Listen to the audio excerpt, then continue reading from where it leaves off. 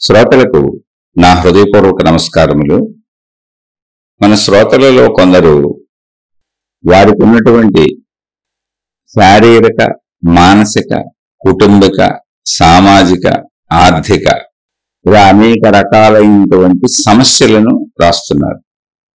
అంటే మనసును నిగ్రహించుకోలేకపోతున్నాం, భయాన్ని ఆపుకోలేకపోతున్నాం, ఈ పరిస్థితులు ఎదుర్కోలేకపోతున్నాం, ఈ పరిస్థితుల్లోంచి ఎలా బయటపడాలి, ఇలా రకరకాలుగా అడుగుతున్నారు. అంటే ఎక్కువ పరిస్థితులు ఎప్పుడు గుర్తుపెట్టుకోండి, భూమి మీద ఏ మనిషికి జీవితకాలం మొత్తం సంపూర్ణమైనటువంటి సహకారంతో అన్ని మేలు జరిగేలా ఉండదు. అది భౌగోళిక పరిస్థితులు కావచ్చు, కుటుంబక పరిస్థితులు కావచ్చు, శారీరక పరిస్థితులు కావచ్చు, మానసిక పరిస్థితులు కావచ్చు, సామాజిక పరిస్థితులు కావచ్చు, ఆర్థిక పరిస్థితులు కావచ్చు. సంపూర్ణంగా బ్రతికినంత కాలం నిండు నూరేళ్లు అందరికీ అన్ని వాళ్ళు అనుకున్నట్టుగా జరగవు. ఇక్కడ పాయింట్ నోట్ చేసుకోవాల్సింది అది. అంటే మనం అనుకున్నట్టుగా జరగవు, కానీ అందరిలానే బ్రతుకుతారు. సృష్టిలో ఒక ఏర్పాటు ఉంది, ఆ ఏర్పాటు ప్రకారం అన్నీ సాగుతూ ఉంటాయి. సృష్టిలో ఉన్నటువంటి అనేక జీవరాశులు, కాసేపు మనిషి అని మనం పక్కన పెడితే ఒక్కసారి సృష్టిని గమనించండి, ఎన్నున్నాయో సృష్టిలో. అసలు చెట్లు ఉన్నాయి అనుకోండి, ఎన్నున్నాయి, కోటాను కోట్ల రకాలు ఉన్నాయి, కోటాను కోట్ల చెట్లు ఉన్నాయి. జంతువులు అంతులేనన్ని ఉన్నాయి, అన్ని రకాలు ఉన్నాయి, ఒక్కొక్క రకంలో అంతులేనన్ని ఉన్నాయి. ఇవన్నీ సృష్టిలో బ్రతుకుతున్నాయి. మనమే ఒక మనిషే నేను అని ఇప్పుడు ఘర్షణకు లోనవుతున్నాడు, అశాంతికి లోనవుతాడు, భయానికి లోనవుతాడు, ఆదుర్దాకి లోనవుతాడు, ఒత్తిడికి లోనవుతాడు, అన్ని రకాలకి లోనవుతా ఉంటాడు. దీనికి కారణం మనిషి సహజ జీవితాన్ని భగ్నం చేసుకుంటున్నాడు. సృష్టిని అర్థం చేసుకోవట్లేదు, ఉన్న పరిస్థితులను అర్థం చేసుకోవట్లేదు, తనను తాను తన యొక్క శారీరక, మానసిక, ఆర్థిక, సామాజిక తనకున్న వనరులు, శక్తులు ఏంటో వాటిని గమనించుకోవట్లేదు. తనకున్న దాంట్లో తృప్తిగా బతకాలని, తన ప్రయత్నం చక్కగా నిజాయితీగా చేసుకోవాలని అలా భావించటం లేదు. చుట్టూ ఎప్పుడు ఎవరితో ఒకరితో పోల్చుకోవటం, ఎవరితో ఒకళ్ళతో ఘర్షణలు పడటం, ఎవరో ఒకళ్ళు తనను గౌరవించలేదు అనుకోవటం, ఎవరో తనను గుర్తించలేదు అనుకోవటం, తనకంటే ఎవరో బాగా బతికేస్తున్నారు అనుకోవటం. ఇవన్నీ మనుషులకి అంటే సృష్టించినటువంటి జ్ఞానాన్ని దుర్వినియోగపరుచుకుంటున్నారు. ఇక్కడ మానవ జాతికి అసలు ఆధ్యాత్మికత, జ్ఞానబోధ అనేది ఇక్కడే పుట్టింది, ఎందుకే అవసరమైంది.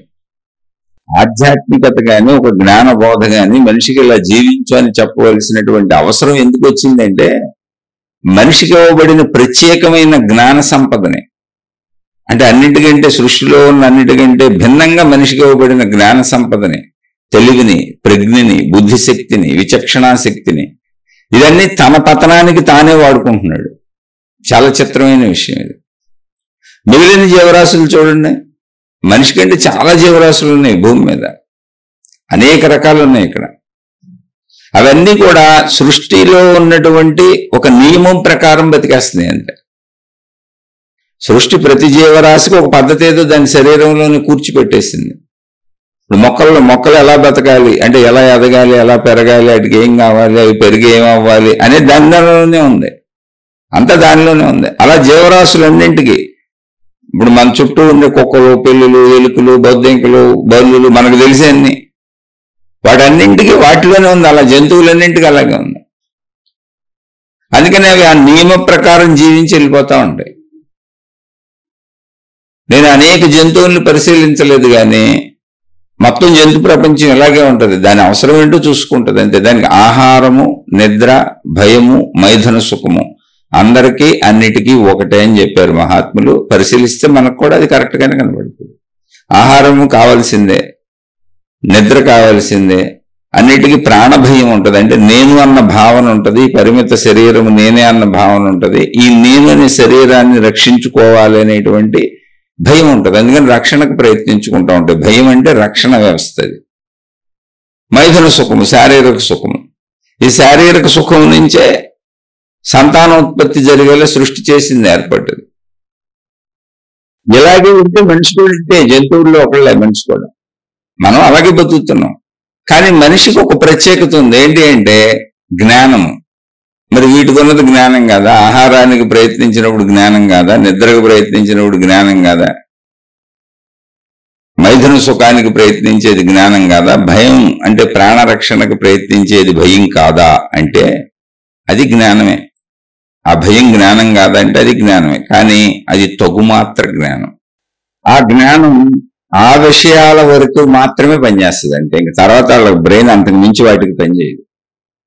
కానీ ఆహార వేట అయితే చేసుకుంటే జంతువులు ఆహారం దొరకగానే ఆగిపోద్ది అంతే.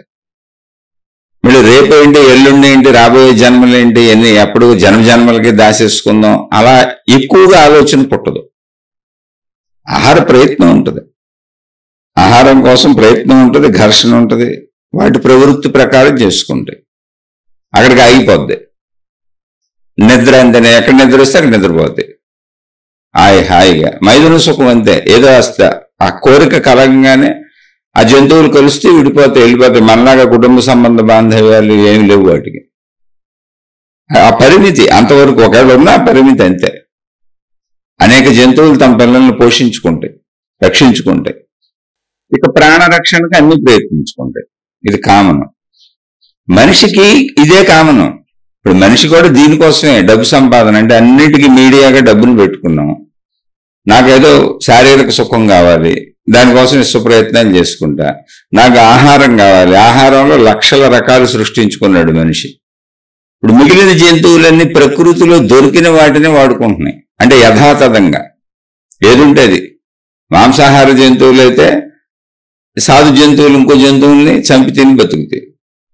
మామూలు సాధు జంతువులు అంటే శాకాహార జంతువులు అయితే చెట్లు ఆకులో పొడిలో తిని బతుకుతాయి అంతే. అవి మార్పులు చెరుపులేని తెలియదు వాటికి, ఆ జ్ఞానం లేదు అసలు వాటికి. ఇది ఇందులో కలుపుదాం, అది ఇందులో కలుపుదాం, ఇలా తయారు చేద్దామని. కానీ మనిషికి ఇవ్వబడిన జ్ఞానాన్ని ఒక ప్రత్యేకమైనటువంటి ఈ జంతు అనే స్థితి నుంచి పైకి ఎదగటానికి మనిషికి ఇవ్వబడినటువంటి జ్ఞానం ఆ ప్రత్యేకత. దాంతో యథాతథంగా ఉన్న వస్తువులను వాడుకోకుండా తనకు అనుకూలంగా మలుచుకుంటూ ఉంటాడు. అది ఆహారం కావచ్చు, అవసరాలు కావచ్చు. అలా ఇప్పుడు మనం ప్రపంచంలో నిర్మించుకున్నటువంటి రోడ్ల నుంచి, అంటే మనం నడవటానికి అవసరమైన రోడ్ల నుంచి, కట్టుకుంటున్న ఇళ్ల నుంచి కోటాను కోట్ల వస్తువులు తయారు చేసుకున్నాం, ఇంకా తయారు చేసుకుంటూనే ఉంటాం. అయితే ఇవన్నీ అనుభవించడానికి అందరికీ అనుభవాలకి దొరుకుతాయా అంటే ఎవరి ప్రయత్నాన్ని బట్టి వాళ్ళకి దొరుకుతాయి. అందుకని అందరికీ మీడియాగా ధనాన్ని పెట్టుకున్నాం.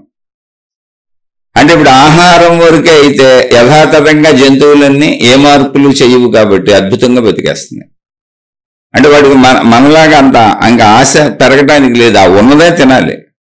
ఇప్పుడు పళ్ళు తిని బతికే పక్షులు ఉన్నాయి అనుకోండి, ఎన్నున్నా ఆ పళ్ళు కొట్టుకు తింటాయి. ఇంకంతే, దాన్ని మార్చేసి ఈ పండు పండుని మిక్స్ చేయటం లేదు వాటికి. మొత్తం జంతువులన్నీ అంతే. మనం అలా కాదు, ఆహారంలో కొన్ని వేల లక్షల రకాలు సృష్టించుకున్నాం ప్రపంచవ్యాప్తంగా. అందుకని నాకు ఇది నచ్చింది, ఇది నచ్చలేదు, ఇది కావాలి, ఇది అక్కర్లేదు, అయిష్టాలు ఏర్పరుచుకున్నాం. అంటే ఎంతవరకు ఏర్పరచుకున్నాము అంటే అసలు మనకి ఇష్టం లేకపోతే ఆహారమే మానేస్తాం మనం. అందుకే ఆహారమేమో బ్రతకడానికి శరీరానికి కావాలి. చిత్రమైనటువంటిది ఏంటి అంటే ఆ జ్ఞానాన్ని ఎలా వాడుకుంటున్నాం అంటే మనకి ఇష్టం లేకపోతే, రుచిగా లేకపోతే ఆహారాన్ని మానేస్తాం. జంతువులు అలా కాదు, ఆకలి కోసం తింటాయి అంతే, రుచి కోసం తినవు. ఎందుకని అంటే రుచులు మార్చడం వాటికి కుదరదు, ఉన్న రుచులు తెలుసు వాటికి అంతే. ఒకవేళ రుచి కోసమే తినాలనుకోండి, ఒక జంతువు ఒక పక్షి పదే ఆ కాయలనే తింటది, ఇల్లు అక్కడ ఉన్న కాయలని అంతే. అదే రుచి, ఆ ఉన్న రుచుల్లోనే. కానీ మనిషి మార్చుకుంటున్నాడు, అనేకం తయారు చేసుకుంటున్నాడు. దానివల్ల ఆరోగ్యాలకి ప్రమాదం వచ్చింది, మనసుకి ఇంకా అద్భుతమైన ప్రమాదం వచ్చింది. జ్ఞానాన్ని ఎలా వాడాడు. అలాగే ఉన్న వస్తువులు, ఇప్పుడు సృష్టిలో ఉన్నటువంటి జీవరాశులు మొత్తం సృష్టిలో యథాతథంగా దొరికే వస్తువుల్ని వాడుకుంటాయి. ఏదైనా సరే, ఒకటి గూడు కట్టుకోవాలనుకోండి, ఓ పక్షి సృష్టిలో దొరికే అక్కడక్కడ దొరికేటువంటి వాటిని ముక్కుతో ఎరుకు తెచ్చుకుంటుంది. మనిషి అలా కాదు, ఉన్న వస్తువుల్ని మారుస్తాడు. మట్టిని కాలి చెట్టుకి తయారు చేశాడు, భూమి నుంచి ఇనుము తీసుకున్నాడు, రకరకాలు తయారు చేశాడు, బంగారాలు, వజ్రాలు, అన్ని భూమి మట్టే. ఇవన్నీ ఇంతకే, అవన్నీ భూమిలో దొరికేవే మట్టే. అలా అన్నింటినీ మార్చేస్తున్నాడు తన ప్రజ్ఞతో.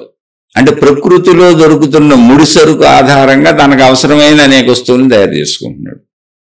అంటే ఆహారంలో ఇష్టాలు ఏర్పడినాయి, కట్టుకోవడంలో ఇక అవసరాల్లో బట్టల కాడి నుంచి మిగిలిన వస్తువుల వరకు అన్ని ఇష్టాలు ఏర్పరచుకున్నాడు, అనేకం తయారు చేసుకున్నాడు. రాత్రిపూట వెలుగును సృష్టించుకున్నాడు సూర్యుడు లేనప్పుడు. ఇంకా అక్కడ మళ్ళీ బోర్డు తయారు చేసుకున్నాడు. ఆ వెలుగు ఆధారంగా, కరెంట్ ఆధారంగా కోటాను కోట్ల వస్తువులు, రాత్రిని కూడా పగలు చేసుకున్నాడు. ఇక్కడ ఇష్టాలు అయిష్టాలు అంటే ఇవన్నీ ఎందుకు చెబుతున్నానంటే, ఇవి ఎంత పెరుగుతున్నాయో అయిష్టాలు అంత పెరుగుతున్నాయి. జ్ఞానం వలన ఇష్టాలు ఏర్పడి మిగిలిన జంతువులకి అయిష్టాలు ఉండవచ్చు, కానీ పరిమితిలోనే ఉంటాయి. అదొక పరిమితి. ఎంత పరిమితి అంటే సృష్టిలో ఏమున్నాయి అంతే, మార్చడం కుదరదు. అందుకే ఈ ఇష్టాల ఇదిలో ఇప్పుడు జంతువులు ఉన్నాయి, స్త్రీ పురుష శారీరక సంబంధాలు ఉన్నాయి అనుకోండి. ఏ జంతువు అయినా దానికి ఏం అభ్యంతరం లేదు, ఏం గొడవ లేదు. జస్ట్ ఆ కోరిక వచ్చినప్పుడు స్త్రీ పురుష జంతువులు కలిసేసి వెళ్ళిపోతాయి, విడిపోతాయి, ఇక ఏలాడితే తిరగవు అక్కడ. మనిషికి అలా కాదు, అనేక రకాల కోరికలు. వీళ్ళు కాదు వాళ్ళు బాగున్నారు, వీళ్ళు బాగున్నారు, ఆ రకరకాలుగా అదే ఒకటే కోరిక, శారీరక కోరిక. కానీ మనుషులు రూపురేఖలను బట్టి మార్చుకుంటూ వెళ్ళిపోయాడు. వీళ్ళు బాగున్నారు, వీళ్ళు బాగోలేదు. మళ్ళీ దాన్ని వేల లక్షల రకాలు చేశాడు. బట్టలు వేల లక్షల కోట్ల రకాలు చేశాడు. అలా ప్రతి వస్తువుని కోటాను కోట్లుగా పెంచుకుంటూ వెళ్ళిపోతున్నాడు. అంటే భౌతికత్వాన్ని, భౌతిక అవసరాలని. మిగిలిన జీవరాశులకి ఈ భౌతిక అవసరాలు పెంచుకోవటం లేదు, ఉన్న వాటిని వాడుకోవటమే ఉంది.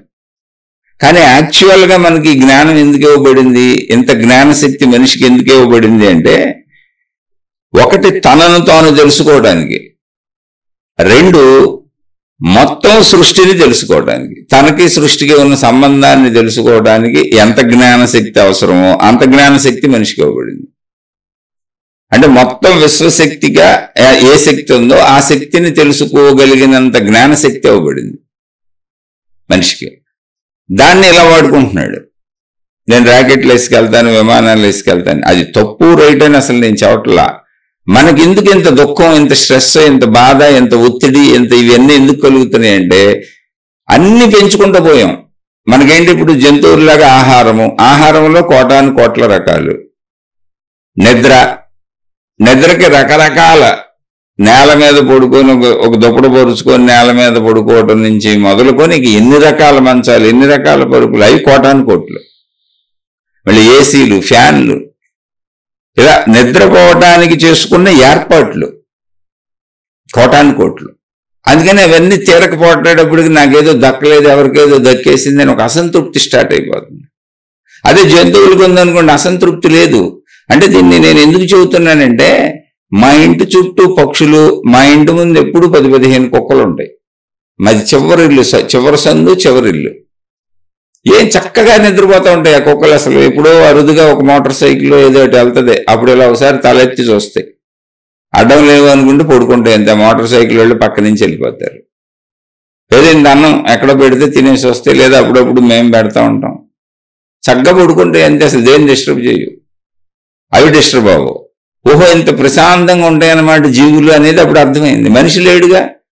మనిషి ఉదయం లేస్తాడు, లేచిన కానించి కాఫీలు, టీలు, టిఫిన్లు, భోజనాలు అన్నీ చేసి తాపీగా కూర్చొని నానా బాధలు పడుతూ ఉంటాడు. మళ్ళీ అన్ని సమకూరితే అన్ని బాగానే ఉన్నాయి, తినడానికి ఉంది, ఉండటానికి ఉంది, ఇబ్బంది లేదు, ఇల్లు ఉంది, ఏదో ఒకటి గడుస్తుంది, జీవితం గడుస్తుంది.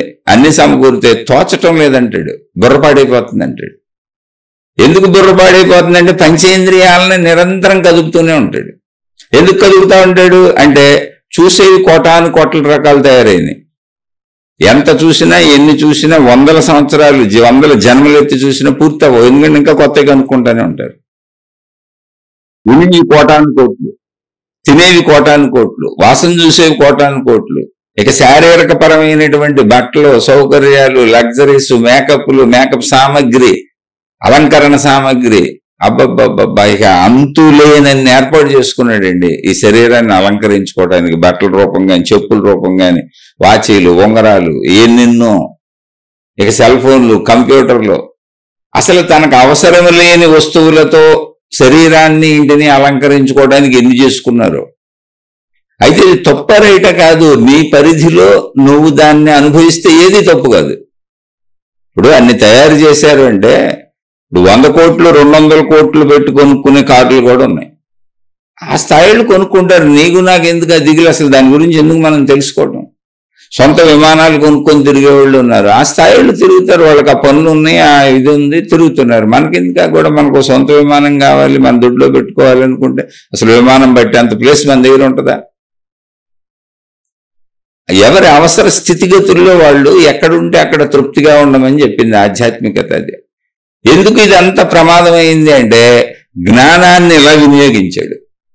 ఏ జ్ఞానం అయితే నువ్వు హాయిగా బ్రతకటానికి, నిన్ను నువ్వు తెలుసుకొని, ఈ సృష్టిని తెలుసుకొని, దీనికి మొత్తానికి మూలమైనటువంటి నీ శక్తి, విశ్వశక్తి ఒకటే అని, అదే అనంత ఆత్మశక్తి అని, అదే నీలో ఉన్న ప్రాణశక్తి అని, దాన్ని నువ్వు తెలుసుకుంటే అసలు మొత్తం నువ్వు నేను అనంత ఆత్మశక్తిని అన్న భావనలో, ఏకభావనలో జీవిస్తావని, అసలు శరీర భావన తగ్గిపోద్దని, అప్పుడు ఇంక అసలు వస్తుభావన, విశ్వభావన ఇవేమి ఉండవని, అంత తెలుసుకోవడానికి సరిపోయినంత జ్ఞానాన్ని ఇస్తే అంత జ్ఞానంతో నన్ను నేను ఇబ్బంది పెట్టుకుంటున్నా. చాలా చిత్రం ఇది. అందుకని శిక్షలు మనకు మనం వేసుకుంటున్నాం. వీటన్నిటికీ ముడిసరుకు మూలం ఏంటంటే డబ్బు. చూసేవి, వినేవి, తినేవి, వాసన చూసేవి, కట్టుకునేవి, అనుభవించేవి, ఏదైనా అన్ని అక్కడి నుంచి డబ్బు మూలం. డబ్బు మూలంగా ఉంటే అన్ని వస్తాయి. కాబట్టి ఇక డబ్బుని ఎలాగైనా సంపాదించాలి, ఎడాపెడా సంపాదించాలి.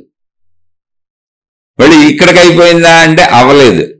ఇప్పుడు జంతువులు ఉన్నాయి అనుకోండి, చూడండి, దేనికి దాని స్టైల్ ఉంది, దాని ప్రకారం దానికి ఏం కావాలో తినేసి హాయిగా వెళ్ళి దాని చోట్ల అది పడుకుంటుంది. మనిషి అలా కాదు, తినేసి తాగేసి ఆడు నన్ను గౌరవించలేదు, ఈడు నన్ను గుర్తించలేదు, ఈడు నన్ను ఇలా అంటున్నాడు, మా ఆయన అలా ఉన్నాడు, మా ఆవిడ ఇలా ఉంది, పక్కింటి వాళ్ళు ఇలా ఉంది, నిరంతరం ఇదేక.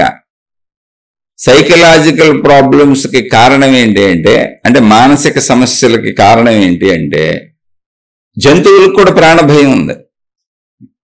ఇప్పుడు ఈ డిప్రెషను, ఈ ఒత్తిడి, ఈ స్ట్రెస్, ఈ భయాలు, ఈ ఆదుర్దాలు ఎందులోంచి పుట్టినాయి అంటే తీరని కోరికలు. అదేంటంటే మేము చాలా పేదరికంలో ఉన్నాం, అసలు మేమేం కోరుకోము, మాకు తీరని కోరికలే లేవని మీరు అనొచ్చు. కాదు, లోపలికి వెళ్ళి చూసుకోండి. నిన్నెవరో గౌరవించలేదు, నేను పేదరికంలో ఉన్నాను కాబట్టి వాడు నన్ను డామినేట్ చేస్తున్నాడు, వాళ్ళు నాకంటే గొప్పోళ్ళు, నేను వాళ్ళ కింద బతకాల్సి వచ్చింది, ఇలా ఏదో ఒకటి చేస్తున్నావు. మొత్తానికి లోపల గందరగోళం నువ్వు ఏర్పరుచుకుంటున్నావు. ఎందుకు ఎక్కడుంటే అక్కడ హాయిగా ఉండొచ్చుగా. ఇంత హాయిగా జంతువులు బతికేస్తుంటే ఇచ్చిన జ్ఞానాన్ని, అంటే ఏ జ్ఞానం అయితే మనకి బహుమతిగా ప్రత్యేకతగా ఇవ్వబడిందో అదే జ్ఞానం మనకు ప్రమాదంగా మనను మనం నాశనం చేసుకునేలా, అంటే భస్మాసుర హస్తంలా. భస్మాసుర హస్తం అంటే ఆడినెత్తిన ఆడే చేయి పెట్టుకొని వాడే బూడిద కుప్ప అయిపోయాడు. భస్మాసురుడు అనేవాడు మరి పూర్తిగా తెలియకపోతే కొంతమందికి తెలుస్తుందని చెబుతున్నా, తెలిసిన వాళ్ళకి అర్థమవుతుంది. భస్మాసురుడు అనేటువంటి ఒక వ్యక్తి, రాక్షసుడు అంటారు, ఒక వ్యక్తి గుణాలను బట్టి రాక్షసుడు అని పిలుస్తారు. శివుడి కోసం తపస్సు చేశాడు, శివుడు ప్రత్యక్షం అయ్యాడు. ఏం వరం కావాలని ఆయన నీకని అడిగాడు. ఏం కోరిక కోసం చేసావు తపస్సు అని. ఏమీ లేదు స్వామి, నేను ఎవరిని ఎత్తిన చేయి పెడితే వాళ్ళు భస్మం అయిపోవాలన్నాడు. అంటే ఎదుటివాడు వాడు బూడిద కుప్ప అయిపోవాలంతే అన్నాడు. శివుడు ప్రత్యక్షం అయ్యాను, నువ్వు మరి తపస్సు చేసావు, తప్పదు కదా, ఇస్తాననే వచ్చాను, ఇక అది మంచిదైనా చెడ్డదైనా ఇవ్వాలి కాబట్టి ఇచ్చాను అన్నాడు. వాడు వెంటనే అన్నాడు, నువ్వు ఇచ్చావు సరే, ఇది నిజమవుద్దని నమ్మకం ఏంటి? నువ్వు ఇప్పుడు వెళ్ళిపోతావు, వెళ్ళిపోయినాక నువ్వు ఇచ్చిన వరం నిజమో అబద్ధమో నాకు ఎడ తెలుస్తుంది? నువ్వు మరి ఆ వరం పని చేయకపోతే ఏం చేయాలి నేను అన్నాడు. లేదు నాయన, పని చేస్తుంది, తప్పకుండా పని చేస్తుంది నాయన అన్నాడు శివుడు. అవును, పని చేస్తుందో లేదో టెస్ట్ చేసుకుంటాను అన్నాడు. టెస్ట్ చేసుకో అన్నాడు. అయితే నీ నెత్తినే పెడతానన్నాడు. ఎవరు? శివుడి నెత్తినే. వరం ఇచ్చిన శివుడి నెత్తినే పెట్టి చూస్తానన్నాడు, నువ్వు బూడిద కుప్ప అవుతావో లేదో అని. అప్పుడు శివ భగవానుడు వెళ్ళిపోయాడు, అంటే పారిపోయాడు అని రాశారు కథ, మనకు అర్థం అవడం కోసం. అంటే మనం ఏం చేస్తాం మరి, మన సహాయాలే పొంది మన నెత్తినే చేయి పెడతాం అన్నాడు. అంటే ఏంటి? ఇప్పుడు భక్తుడు మూడో కన్ను తెరిస్తే ఆయన చంపేయగలడండి. అంటే ఇవి మనకే సింబాలిక్ గా ఉంటాయి. మన సొంతోళ్ళు, మన బంధువులు, మన దగ్గరోళ్ళు మనం మోసం చేసి, మనతోనే సహాయాలు పొంది మనం మోసం చేసి మనం వాళ్ళని ఏం చేయలేక అప్పుడు ఏం చేస్తాం? తప్పించుకుంటా ఉంటాం. చాలా మంది సొంతోళ్ళు తల్లిదండ్రులు పిల్లల్ని హింసలు పెడతా ఉంటారు, పిల్లలు తల్లిదండ్రులను హింసలు పెడతా ఉంటారు, భార్య భర్తని హింస పెడతా ఉంటుంది, భర్త భార్యని హింస పెడతా ఉంటాడు. ఇవే మానసిక సమస్యలకు కారణాలు. అన్ని సమస్యలకి కారణాలు నీ దగ్గర సంబంధాలు, లేదా నువ్వు అందరితో పోల్చుకోవటాలు. అదే నీ అంతులేని కోరికలు. పోల్చుకోవటం కూడా కోరిక, ఆళ్ళ నేను లేననేది బాధే కదా. అవే నీ మానసిక సమస్యలు. అప్పుడు ఏం చేస్తాం? సొంత వాళ్ళు అయినప్పుడు అది సింబాలిక్గా మనకు చెప్పారు. శివుడు పారిపోవాల్సిన అవసరం లేదు. వరం ఇచ్చిన ఆయన ఏముంది, 3వ కన్ను తెలిసి ఆయన్నే భస్మం చేయగలడు. కాదు, ఇప్పుడు సొంత వాళ్ళని ఏం చేస్తాం? పాపం అంత తపస్సు చేశాడు, అది మనకే సింబాలిక్. సొంత వాళ్ళని ఏం చేయలేము, భార్యని ఏం చేయలేం, తప్పించుకు తిరుగుతాం. భర్తనేం చేయలేం, ఆ విషయంలో తప్పించుకు తిరుగుతాం. అది మనోవేదన అయిపోద్ది. అప్పుడు విష్ణుమూర్తి మోహిని రూపం ధరించి వచ్చాడు. ఎందుకని? మోహం వీళ్ళకి, కోరికలు పిచ్చి. ఇప్పుడు నేను చేయి పెడితే ఆడెవడో భస్మం అయిపోవాలంటే ఏంటి, మళ్ళీ కోరికలాగా. అందుకే ఆ పేరే మోహిని. అంటే అదే దేవుడు. శివుడు వేరు, విష్ణుమూర్తి వేరు, ఇంతమంది దేవుళ్ళు వేరు కాదుగా, మనకు అర్థం అవడానికి చెప్పారు. ఇంకో రూపంలో వచ్చాడు. ఏ రూపంలో అంటే వీడు ఏ రూపానికి అట్రాక్ట్ అవుతాడో తెలుసు, అంటే కోరికలు అంతే. చక్కగా అందమైన స్త్రీ రూపంలో వచ్చాడు విష్ణుమూర్తి. వీడు శివుడు వెనక పడతాం మానేశాడు. ఈ అమ్మాయిని చూసి ఆ చక్కగా మోహిని వెనకాల పడ్డాడు. మోహిని అందే, మన ఇద్దరం పెళ్లి చేసుకుందాం అని అడిగాడు. తప్పకుండా పెళ్లి చేసుకుందాం, హాయిగా కాపురం చేద్దాం, సంసారం చేద్దాం, దానికే ఉంది. చక్కగా నువ్వు వెళ్ళి ఆ సరస్సులో తలారా స్నానం చేసిరా అంది మోహిని. ఇప్పుడు వీడు వరం సంగతి మర్చిపోయాడు, ఈ మోహంలో పడిపోయాడు. ఇదే మన బుద్ధి, ఇక్కడే మన బుద్ధి. కథ ఎందుకు చెప్పారు మహాత్ములు అంటే మన బుద్ధి కోసమే. ఒకదాంట్లోంచి ఒకదానికి దూకేస్తుంటాం. మన వరకు మనం హాయిగా తృప్తిగా ఉంటే ఏ గొడవ లేదు అసలు. మన ప్రయత్నంతో మనకు దొరుకుతుంది. ఇప్పుడు భస్మాసురుడు తపస్సు చేయటం అంటే ఏంటి? ప్రయత్నించడం. శివుడు వరం ఇవ్వటం అంటే ఏంటి? ప్రయత్నానికి తగ్గది దొరకటం. దొరికింది కదా అని మళ్ళీ ఆ ప్రయత్నానికి తగ్గది దొరికితే ఎవరి దగ్గర దొరికిందో ఆయనే మోసం చేస్తావు. ఇప్పుడు చాలా మంది ఎవరి మేలు చేస్తారో ఆ మేలు చేసిన వాళ్ళకే హాని చేస్తూ ఉంటారు. ఎందుకని? మేలు చేసేవాడికి దగ్గరగా ఉండటం అవకాశం ఉంటుంది, మేలు చేసేవాడు నమ్ముతాడు. ఇప్పుడు షాపుల్లో పెట్టుకుంటే చాలా మందిని యజమానిని మోసం చేస్తుంటారు. ఎన్ని వందల వేల మందిని చూశాను. వాళ్ళు పనిచేసే ఇన్స్టిట్యూషన్స్ని మోసం చేస్తుంటారు, సంస్థలను మోసం చేస్తుంటారు. అంటే యజమానిగా అందులో అన్ని కొట్టేస్తుంటారు. అసలు భర్తలను మోసం చేసే భార్యలు 4 మంది ఉన్నారు. ఏంటి? సంపాదించుకొచ్చే భర్తలు. నాకు తెలిసిన వాళ్ళు మా వాళ్ళు ఉన్నారు, నేను వేరే వాళ్ళని అందరినీ అంటలా, నాకు తెలిసిన వాళ్ళ వరకు అంటున్నా. అలా భార్యలను మోసం చేసే భర్తలు 4 మంది ఉన్నారు. అవన్నీ కోర్టులకు ఎక్కుతున్నారుగా. అసలు ప్రతి సంబంధ బాంధవ్యము, తల్లిదండ్రులు పిల్లలను మోసం చేయడం మించింది ఉందా అసలు ప్రపంచంలో? వాళ్ళు కూడా ఉన్నారు ఇక్కడ. అలాంటి తల్లిదండ్రులు కూడా ఉన్నారు. అందరూ ఉన్నారని కాదు, అలాంటి వాళ్ళు కూడా ఉన్నారు. 100కి 99 మంది మంచి వాళ్ళు అయితే 1% వాళ్ళు ఉన్నారు. ఇక తల్లిదండ్రుల్ని మోసం చేసే పిల్లలు అయితే ఇక అంతు లేదు. ఇంకా అది 100కి 90 మంది ఉన్నారని చెప్పొచ్చు. అలా చూసేవాళ్ళు లేకపోలేదు, చూసే 10 మంది ఉన్నారు. అంటే ఇవన్నీ ఏంటంటే, ఏ జ్ఞానాన్ని అయితే నీకు స్పెషల్గా సృష్టించిందో అదే జ్ఞానంతో నువ్వు బాధించుకుంటున్నావు. ముందు ఆ విచక్షణ కావాలి. అందుకని నీకు ఆధ్యాత్మికమనో, భక్తనో, మతమనో, మార్గమనో, గురువనో, దేవుడనో నిన్ను కంట్రోల్ చేసి నిన్ను నియంత్రించి నీ పైన ఒక శక్తి ఉన్నదని నీకు చెప్పి నువ్వు ధర్మంగా మంచిగా మాత్రమే బతకాలి, లేకపోతే ఇక్కడ కర్మ సిద్ధాంతం పనిచేస్తుంది, దాని కర్మలు నువ్వు అనుభవించక తప్పదో, ఆ ఫలితాలు అనుభవించక తప్పదో అనేటువంటి దాన్ని నీకు ఎలా అయినా ఎంత బ్లంట్గా బండగైనా చెబుదామని ప్రయత్నించారు. నీలో జ్ఞానాన్ని మేల్కొల్పుదామని ప్రయత్నించారు. అలా జ్ఞానాన్ని ఉపయోగించిన వాళ్ళకి రూల్స్ కింద, నియమాల కింద, పద్ధతుల కింద ఇలా ఉండాల్సిందే, ఇలా ఉండకపోతే తప్పదని మతాలు రూల్స్ తయారు చేసినాయి. ఎందుకంటే మూర్ఖులు తయారయ్యారు, నిరంతర కోరికలు. అరే జంతువులు మనకంటే హాయిగా ఉన్నాయే, జ్ఞానాన్ని నీకు నువ్వే భస్మాసుర హస్తంలో వాడుకుంటున్నావు. ఇప్పుడు మోహిని వచ్చింది, చక్కగా చెప్పింది, వెళ్ళి స్నానం చేసి వచ్చాడు. స్నానం చేసేటప్పుడు ఏం చెప్పింది? తలారా స్నానం చేసిరా అంది. ఈడు అసలు ఎక్కడున్నాడు ఆలోచన ఉందా? విచక్షణ పోద్ది. మోహం, మోహిని ఏంటంటే మోహం. మోహం అన్న చోట విచక్షణ పనిచేయదు. అరే నేను వరం పొందాను, నెత్తి మీద చేయి పెట్టుకుంటే బూడిద కుప్ప అయిపోతారు, నేను తలారా స్నానం చేయాలంటే నా తల నేను రుద్దుకుంటాను ఇప్పుడు చేతులు పెట్టుకొని, నేనే బూడిద కుప్ప అయిపోతాననే విచక్షణ జ్ఞానం వాడికి లేదు. ఎందుకు లేదు? మోహం చేత. ఈ కథ ఇక్కడ ఎందుకు చెప్పానంటే, మన మొత్తం దుఃఖాలకి మనమే కారణం, బయటోళ్ళు కాదు. నీ భయానికి, నీ స్ట్రెస్కి, నీ ఒత్తిడికి, నీ ఆందోళనకి, నీ కంగారుకి, నీ నెగిటివిటీకి, నువ్వు వదలలేనటువంటి, నువ్వు పట్టుకేలాడుతున్నటువంటి నీ ఆలోచనలు, నీ భావాలు, నీ కోరికలు, నీ అసంతృప్తిలే కారణము. భస్మాసుర హస్తం అంటే అది మన నెత్తిని మనమే చేపెట్టుకున్నాం. అందుకని ఇంకా చెప్పాను. అడెళ్ళి స్నానం చేశాడు, తలారా స్నానం చేశాడు. చక్కగా వాడు తల మీద తల రుద్దుకోవడానికి ఆడే చేయబెట్టుకున్నాడు, ఆడే బూడిద కుప్ప అయిపోయాడు. ఇప్పుడు ఎందుకే శివుడు బూడిద కుప్ప చేయలేడా? శివుడు పారిపోతాడా? పురాణాల్లో మళ్ళీ ఇతర మతాల వాళ్ళు పాపం తెలియక విమర్శిస్తూ ఉంటారు. ఇది సింబాలిక్ అయ్యి. శివుడు పారిపోతే విష్ణుమూర్తి వచ్చి రక్షించాలి, అంత అవసరతలేమి లేవు అక్కడ. అది కాదు విషయం. అది సింబాలిక్ ఏంటంటే నువ్వు ఎటువంటి వాడివైనా నీ ప్రయత్నానికి ఫలితం ఉంది. ఫలితం ఏంటి? నువ్వు ప్రయత్నించావు. భస్మాసురుడు తపస్సు చేశాడంటే ప్రయత్నానికి ఫలితం సృష్టిలో ఎప్పుడూ ఉంటుంది. కర్మకు ఫలం ఉంటుంది. ఇక్కడ సృష్టిలో ఏదో ఒకటి ఫలం వస్తుంది. ఆ ఫలం వచ్చింది. వచ్చిన ఫలంతో ఏం చేశాడు? ఎవరిచ్చారో వాళ్ళ మీదకి వెళ్తున్నాడు. చెప్పాక చాలా మంది మేలు చేసిన వాళ్ళకి హాని చేస్తారు. ఎందుకని వాళ్ళ దగ్గర ఉండే అవకాశం ఉంటుంది. వాళ్ళు పనిచేసే సంస్థలను ముంచేస్తారు, వాళ్ళు పనిచేసే ఇళ్లలో వాళ్ళని ముంచేస్తారు, వాళ్ళ యజమానులను ముంచేస్తారు, వాళ్ళకి సాయం చేసిన స్నేహితులను ముంచేస్తారు, చుట్టూ వాళ్ళకి ఉపయోగపడుతున్న మేలు చేస్తున్న వాళ్ళని ముంచేస్తా ఉంటారండి. అలా నా జీవితంలో నాకు ఎంతోమంది తెలుసు. అందరికీ తెలుసు, మీకు తెలిసే ఉంటారు. వాళ్ళే భస్మాసురులు.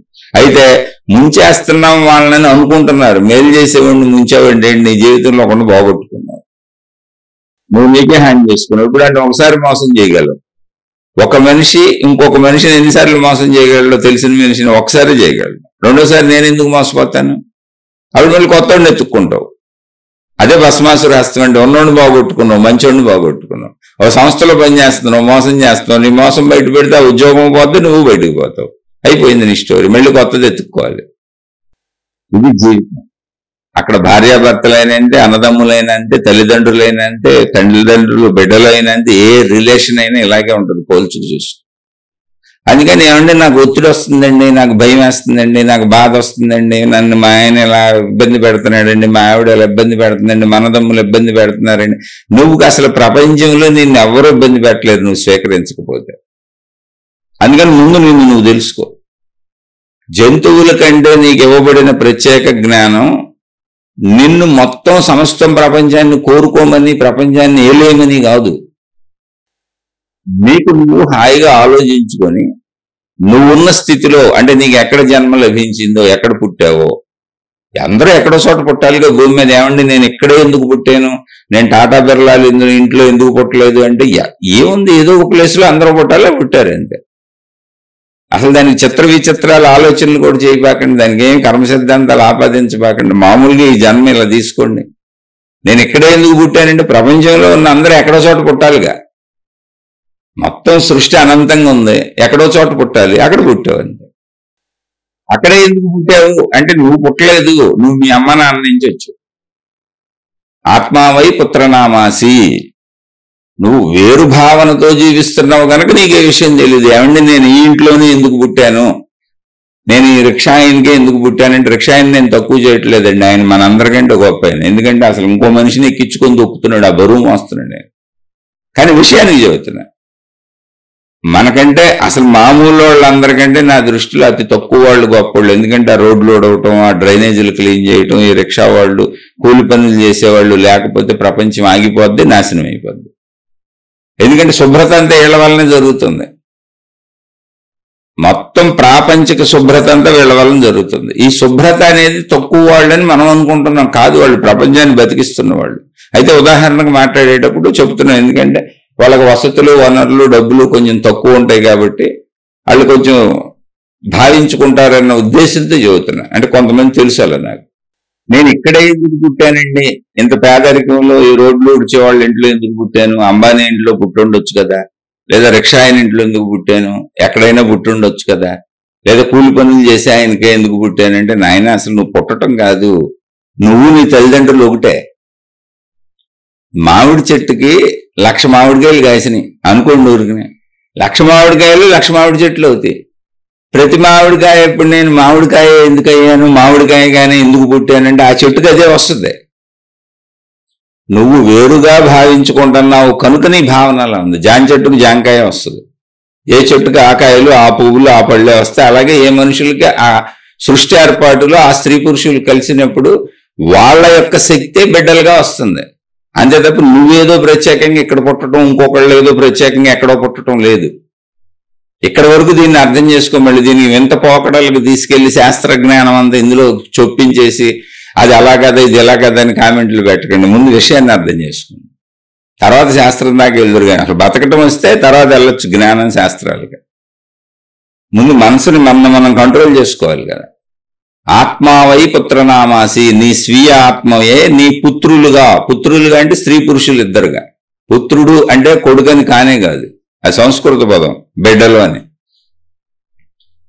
నీ బిడ్డలుగా తిరుగుతుంది ఎవరంటే నువ్వే. ఎవరు నువ్వు? ఆత్మావై, నీ ఆత్మ అంటే నీ స్వీయ శక్తి. ఆత్మ అంటే ఏంటి? ఇక్కడ శక్తి. మనలో ఇప్పుడు ఆత్మ అంటే ఏంటి? ప్రాణశక్తి, మనలో ఉన్నటువంటి శక్తి, మన శరీరాన్ని బతికించిన శక్తి. ఆ స్త్రీ పురుషులు ఇద్దరు శక్తి కలిసి బిడ్డగా బయటకు వచ్చింది. అంటే ఇప్పుడు బిడ్డగా తిరుగుతుంది ఎవరు? ఇక్కడ బిడ్డగా మగబిడ్డగానో ఆడబిడ్డగానో తిరుగుతుంది ఎవరు? అమ్మా నాన్నలు ఇద్దరు కలిసి ఒకటయింది ఇక్కడ. అది సృష్టి చేసిన ఏర్పాటు. నేను ఇక్కడే ఎందుకు పుట్టానంటే వాళ్ళిద్దరూ కలిసారయ్యా బాబు, నీకేమో ఆ లాజిక్ తెలియదు, ఆ సృష్టి నియమం తెలియదు, ఆ పద్ధతి తెలియదు. అంబానీ వాళ్ళు ఆవిడ కలిస్తే వాళ్ళ కొడుకు పుట్టాడు. ఇది ఎవరు ఎక్కడ పుట్టారనేది కాదు, ఎవరు ఎక్కడ కలుస్తుంటే అక్కడ వాళ్ళు అక్కడ పుడతారు. అందుకని స్థితులు గతుల్లో ఎవరు ఏమి తేడాలు లేవు, అది సృష్టి నియమం. జంతువులకైనా అంతే, మనుషులకైనా. నేను ఈ జంతువుకే ఎందుకు పుట్టాను, కుక్కకే ఎందుకు పుట్టాను, పిల్లికే ఎందుకు పుట్టాను, ఎలుక్కే ఎందుకు పుట్టాను, ఏమి ఆడవో. ఎలుకలే పుడతాయి, పిల్లికి పిల్లులే పుడతాయి. అలా స్త్రీ పురుషులు ఎక్కడ కలిసినా వీళ్ళ స్వీయ శక్తే వాళ్ళ పిల్లలుగా పుడుతుంది. అంటే తిరుగుతుంది అమ్మా నానే, బిడ్డలుగా తిరుగుతుంది అమ్మా నానే. ఆధ్యాత్మిక సత్యం ప్రకారం మీరు సైన్స్లో అడిగినా అదే చెప్పుద్ది. సైన్స్లో పిండం ఎలా ఏర్పడుతుంది కనుక్కోండి వెళ్ళి డాక్టర్ని. అసలు బిడ్డ తయారవడానికి ముందు తండ్రిలోంచి వెళ్ళిన స్పెర్మే కదా అది. ఆ స్పెర్మ్ తండ్రి శక్తే కదా. అలాగే తల్లిలో విడుదలైనటువంటి అండాశయం తల్లిలో స్పెర్మే కదా. ఈ రెండు కలవటమే కదా, అక్కడి నుంచి తల్లి శక్తి వాడుకోవటమే కదా. మరి తల్లిదండ్రులే కదా బిడ్డగా తయారైంది. అప్పుడు నేను ఇక్కడ ఎందుకు పుట్టాననే ప్రశ్నే లేదు. ఎవరికాళ్ళు వాళ్ళ ప్రయత్నాలు వాళ్ళు కలుస్తున్నారు, స్త్రీ పురుషులు అలా పడుతున్నారు. అందుకని ఆధ్యాత్మికత ముందు నిన్ను నువ్వు తెలుసుకో, కొంచెం జ్ఞానం తెలుసుకోమంటుంది. ఈ జ్ఞానం తెలియాలి. మన తల్లిదండ్రులు కలిశారు కాబట్టి ఆ తల్లిదండ్రుల శక్తి మనం బిడ్డలుగా వచ్చాం. మనం వివాహం చేసుకొని మన భార్యాభర్త కలిసాం కాబట్టి మన బిడ్డలు వచ్చారు. ఇప్పుడు మన బిడ్డల రూపంలో తిరుగుతుంది మనమే. కానీ మనకు ఆ ఇంగిత జ్ఞానం లేదు కాబట్టి బిడ్డలతో గొడవ పడతాం, ఆ బిడ్డలు మనతో గొడవ పడతారు, కొట్టుకు చేస్తాం. కానీ వాళ్ళు మనం ఒకటే. ఇప్పుడు మన శరీరంలో మన కాలు, చెయ్యి, కన్ను, ముక్కు ఎలా ఒకటే, ఎలాగో మన పిల్లలు మనం ఒకటే, మన తల్లిదండ్రి మనం ఒకటే. మన దరిద్రం ఎంత అంటే మన జ్ఞానాన్ని ఎలా వినియోగించామంటే ఈ ఆధ్యాత్మిక సత్యాలు తెలుసుకోకుండా మన తల్లిదండ్రుల్ని వదిలేస్తాం. వృద్ధాప్యంలో చూడం, వాళ్ళతో ఘర్షణలు పడతాం. బాబు ఇప్పుడు వీళ్ళకి ఎవరు సేవలు చేస్తారని. మనకు పెళ్ళాం పిల్లలు ఇప్పుడు పెళ్ళాం ఉంటే కోరికలు తీర్చుకుంటా ఉండొచ్చు. నేను కన్న పిల్లలు నేను చెప్పినట్టు వింటారు కాబట్టి పెద్ద అయ్యే వరకు వాళ్ళని చూస్తాం. మళ్ళీ వాళ్ళు పెద్ద అయిపోయి వాళ్ళకి భార్య పిల్లలు వచ్చేటప్పటికి మన మాట వినట్లేదు కాబట్టి నా ఈగో సాటిస్ఫాక్షన్ లేదు కాబట్టి వాళ్ళతో పోట్లాడుతాం మొదలెడతాం. అటు వాళ్ళు మనతో పోట్లాడుతూ మొదలెడతారు. ఇదే సృష్టి. జ్ఞానాన్ని అలా దుర్వినియోగపరుచుకుంటున్నాం అంటే వేరు భావనలోకి తీసుకుపోతున్నాం. కానీ జ్ఞానం సత్యం ఏంటి అంటే మన తల్లిదండ్రులు మనం ఒకటే, మన బిడ్డలు మనం ఒకటే, ఎవరు వేరువేరు కాదు. ఇక్కడ మన పైకి మనం ఒకటే, మన కిందకే మనం ఒకటే. ఒకే శక్తి పాసాన్ అవుతుందట. ఎన్ని మామిడికాయ చెట్లు వచ్చినా ఆ మామిడి విత్తనాల నుంచే, ఆ మొదటి మామిడి చెట్టు నుంచే వస్తున్నాయి. ఒక మామిడికాయలు ఎన్ని కాస్తే అన్ని చెట్లు తయారు చేసుకోవచ్చు. తింటే తిను, లేదా చెట్లు పెంచుకో. మనుషులంతే. ఈ జ్ఞానం తెలిసినప్పుడు ముందు నువ్వు తృప్తిగా ఉండటం నేర్చుకుంటావు. అందుకని నీకు ఇదంతా ఈ సోదింటం ఇష్టం ఉండదు చాలా మందికి. కానీ ఆ కోరికలన్నీ తీరిపోవాలి. మాకు ఆధ్యాత్మికం వద్దు, జ్ఞానం వద్దు. ఆధ్యాత్మికం వద్దు, జ్ఞానం వద్దు అంటారా నాయన? ఆధ్యాత్మికం నీ స్వీయ చదువు, నీ కూర్చున్న విషయం అది. ఇప్పుడు నీ తల్లిదండ్రులు నువ్వు వేరు కాదని నీకు తెలిసావాలి కదా. ఒక చెట్టుకున్న కొమ్మలు చెట్లు కలిసిపోయి మనకు కనపడుతున్నాయి, ఎందుకంటే చెట్లు కదలవు కాబట్టి. అంతకంటే డెవలప్డ్ మనం. కానీ చెట్టు కొమ్మల్లాగానే మన పిల్లలు, మన తల్లిదండ్రులు మనం చెట్టుకొచ్చిన కొమ్మల్లాగానే. కాకపోతే మనం విడివిడిగా ఉన్నటువంటి సంచార జీవులు, చైతన్య జీవులు. జంతువులు కూడా అంతే, ఏయైనంతే. కానీ అవి చెట్టు కొమ్మల్లా కలిసే ఉన్నాయి. విడిగా ఉండడానికి ఛాన్స్ లేదు, ఆసక్తిలోంచే వచ్చినాయి. కానీ వేరు భావాన్ని ఏర్పాటు చేసుకున్నాం నేను అని. ఆ నేనునే తగలేసి తెలుసుకోమని చెబుతుంది ఆధ్యాత్మికత. ఆ నేనంటే అసలు నేనేంటో తెలుసుకొని, ఆ తెలుసుకోవడం మొదలు పెడితే నీ తల్లిదండ్రులను ఒకటే కాదు, బేసిక్లో చెప్పారు అది ఆత్మావై పుత్రనామాసి అని. అలా తెలుసుకుంటూ వెళితే అసలు ఎందుకు మీరు వెనక్కి వెళ్ళండి. ఇప్పుడు నాకు మూలం నా తల్లిదండ్రులు, వాళ్ళకు మూలం వాళ్ళ తల్లిదండ్రులు, వాళ్ళకు మూలం వాళ్ళ తల్లిదండ్రులు, ఇలా అనుకుంటూ వెనక్కి వెళ్ళిపోతే మొత్తం సృష్టికి మూలం మొట్టమొదటి ఒక తల్లిదండ్రులే ఉంటారు. ఒకళ్ళే ఉండాలిగా. అప్పుడు సృష్టి అంతా ఒకళ్ళకి సంబంధించిన శక్తే ఉంది, మానవ జాతి అంతా. ఒక శక్తే ఉంది, కంటిన్యూ అయ్యే విస్తరించింది. ఆ తర్వాత ఎవరికాళ్ళకి అసలు ఆ జ్ఞానం లేదుగా, అందుకని చీల్చుకున్నాం, మతాలన్నా మార్గాలన్నా రకరకాలు తయారు చేసుకున్నాం, వెళ్ళాం. కొంచెం జ్ఞానంతో మూలానికి వెళ్ళిపోండి వెనక్కి. పోనీ ఇదేమన్నా అబద్ధం అని నేను చెప్పేది? తల్లిదండ్రుల నుంచి కదా పిల్లలు వస్తుంది, భార్యాభర్తలు కలిస్తే కదా పిల్లలు పడుతుంది. నేనేం అబద్ధం చెప్పాను అందులో? ఇదే విషయం శాస్త్రాలు చెప్పినాయి, ఇంకా విపులంగా చెప్పినాయి. ఎంత విపులంగా చెప్పినాయి అంటే, నీ తండ్రి నుంచి వచ్చినటువంటి శక్తి ఏది ఉందో అది శక్తి స్వరూపం. ఆ శక్తి రూపం ధరిస్తుంది, ఆ ఏర్పాటు సృష్టి చేసింది. నువ్వు రూపాన్ని బట్టుగా ఎలాడుతున్నావు, శక్తి చూడు. అలా శక్తిని కింద నువ్వు చూసుకుంటా వెళ్తే ఆత్మజ్ఞానం అని చెప్పారు. నువ్వు శక్తి స్వరూపుడివి, శక్తి స్వరూపురాలివి, నేను అనంత ఆత్మశక్తిని అన్న భావన నీకు కలుగుతుంది. అది కలిగితే సృష్టి మొత్తం ఉన్న శక్తి ఒకటే. అసలు మనుషులకి మూలం మొదటి జంట కాదు, మొత్తం సృష్టికి మూలం అసలు శక్తి.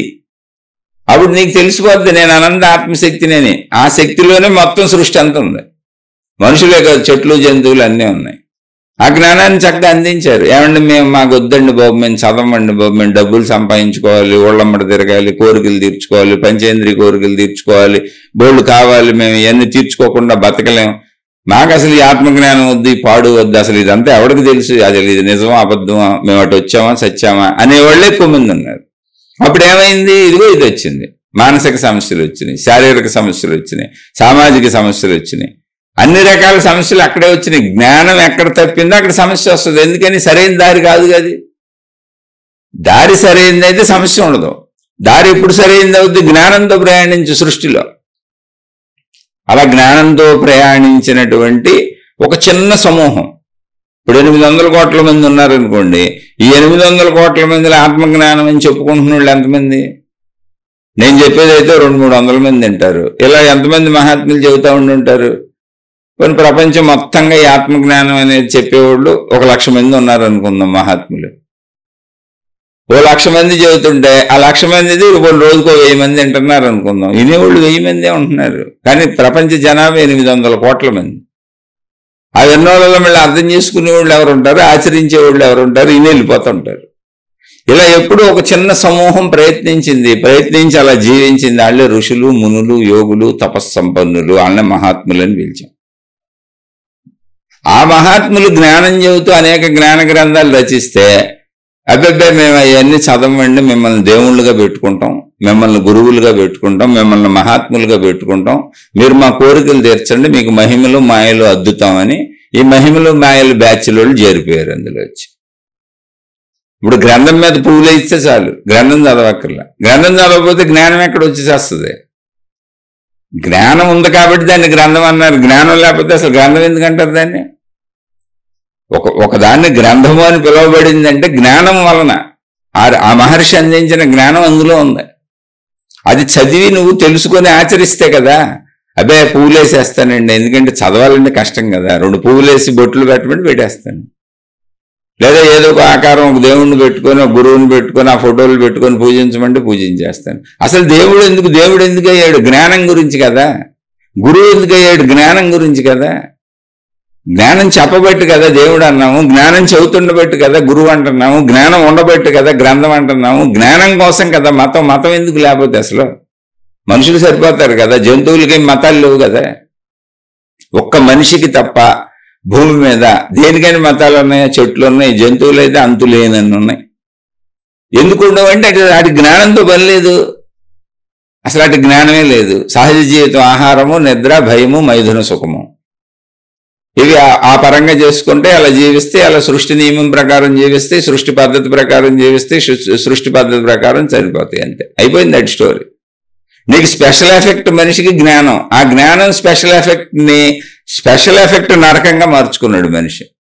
అయితే అందరూనా? కాదు, ఆ స్పెషల్ ఎఫెక్ట్ని వాడుకున్నారు చాలా మంది. వాళ్ళు చెప్పిందే ఆత్మజ్ఞానం, ఆధ్యాత్మిక చదువు, అది నీ గూర్చిన చదువు.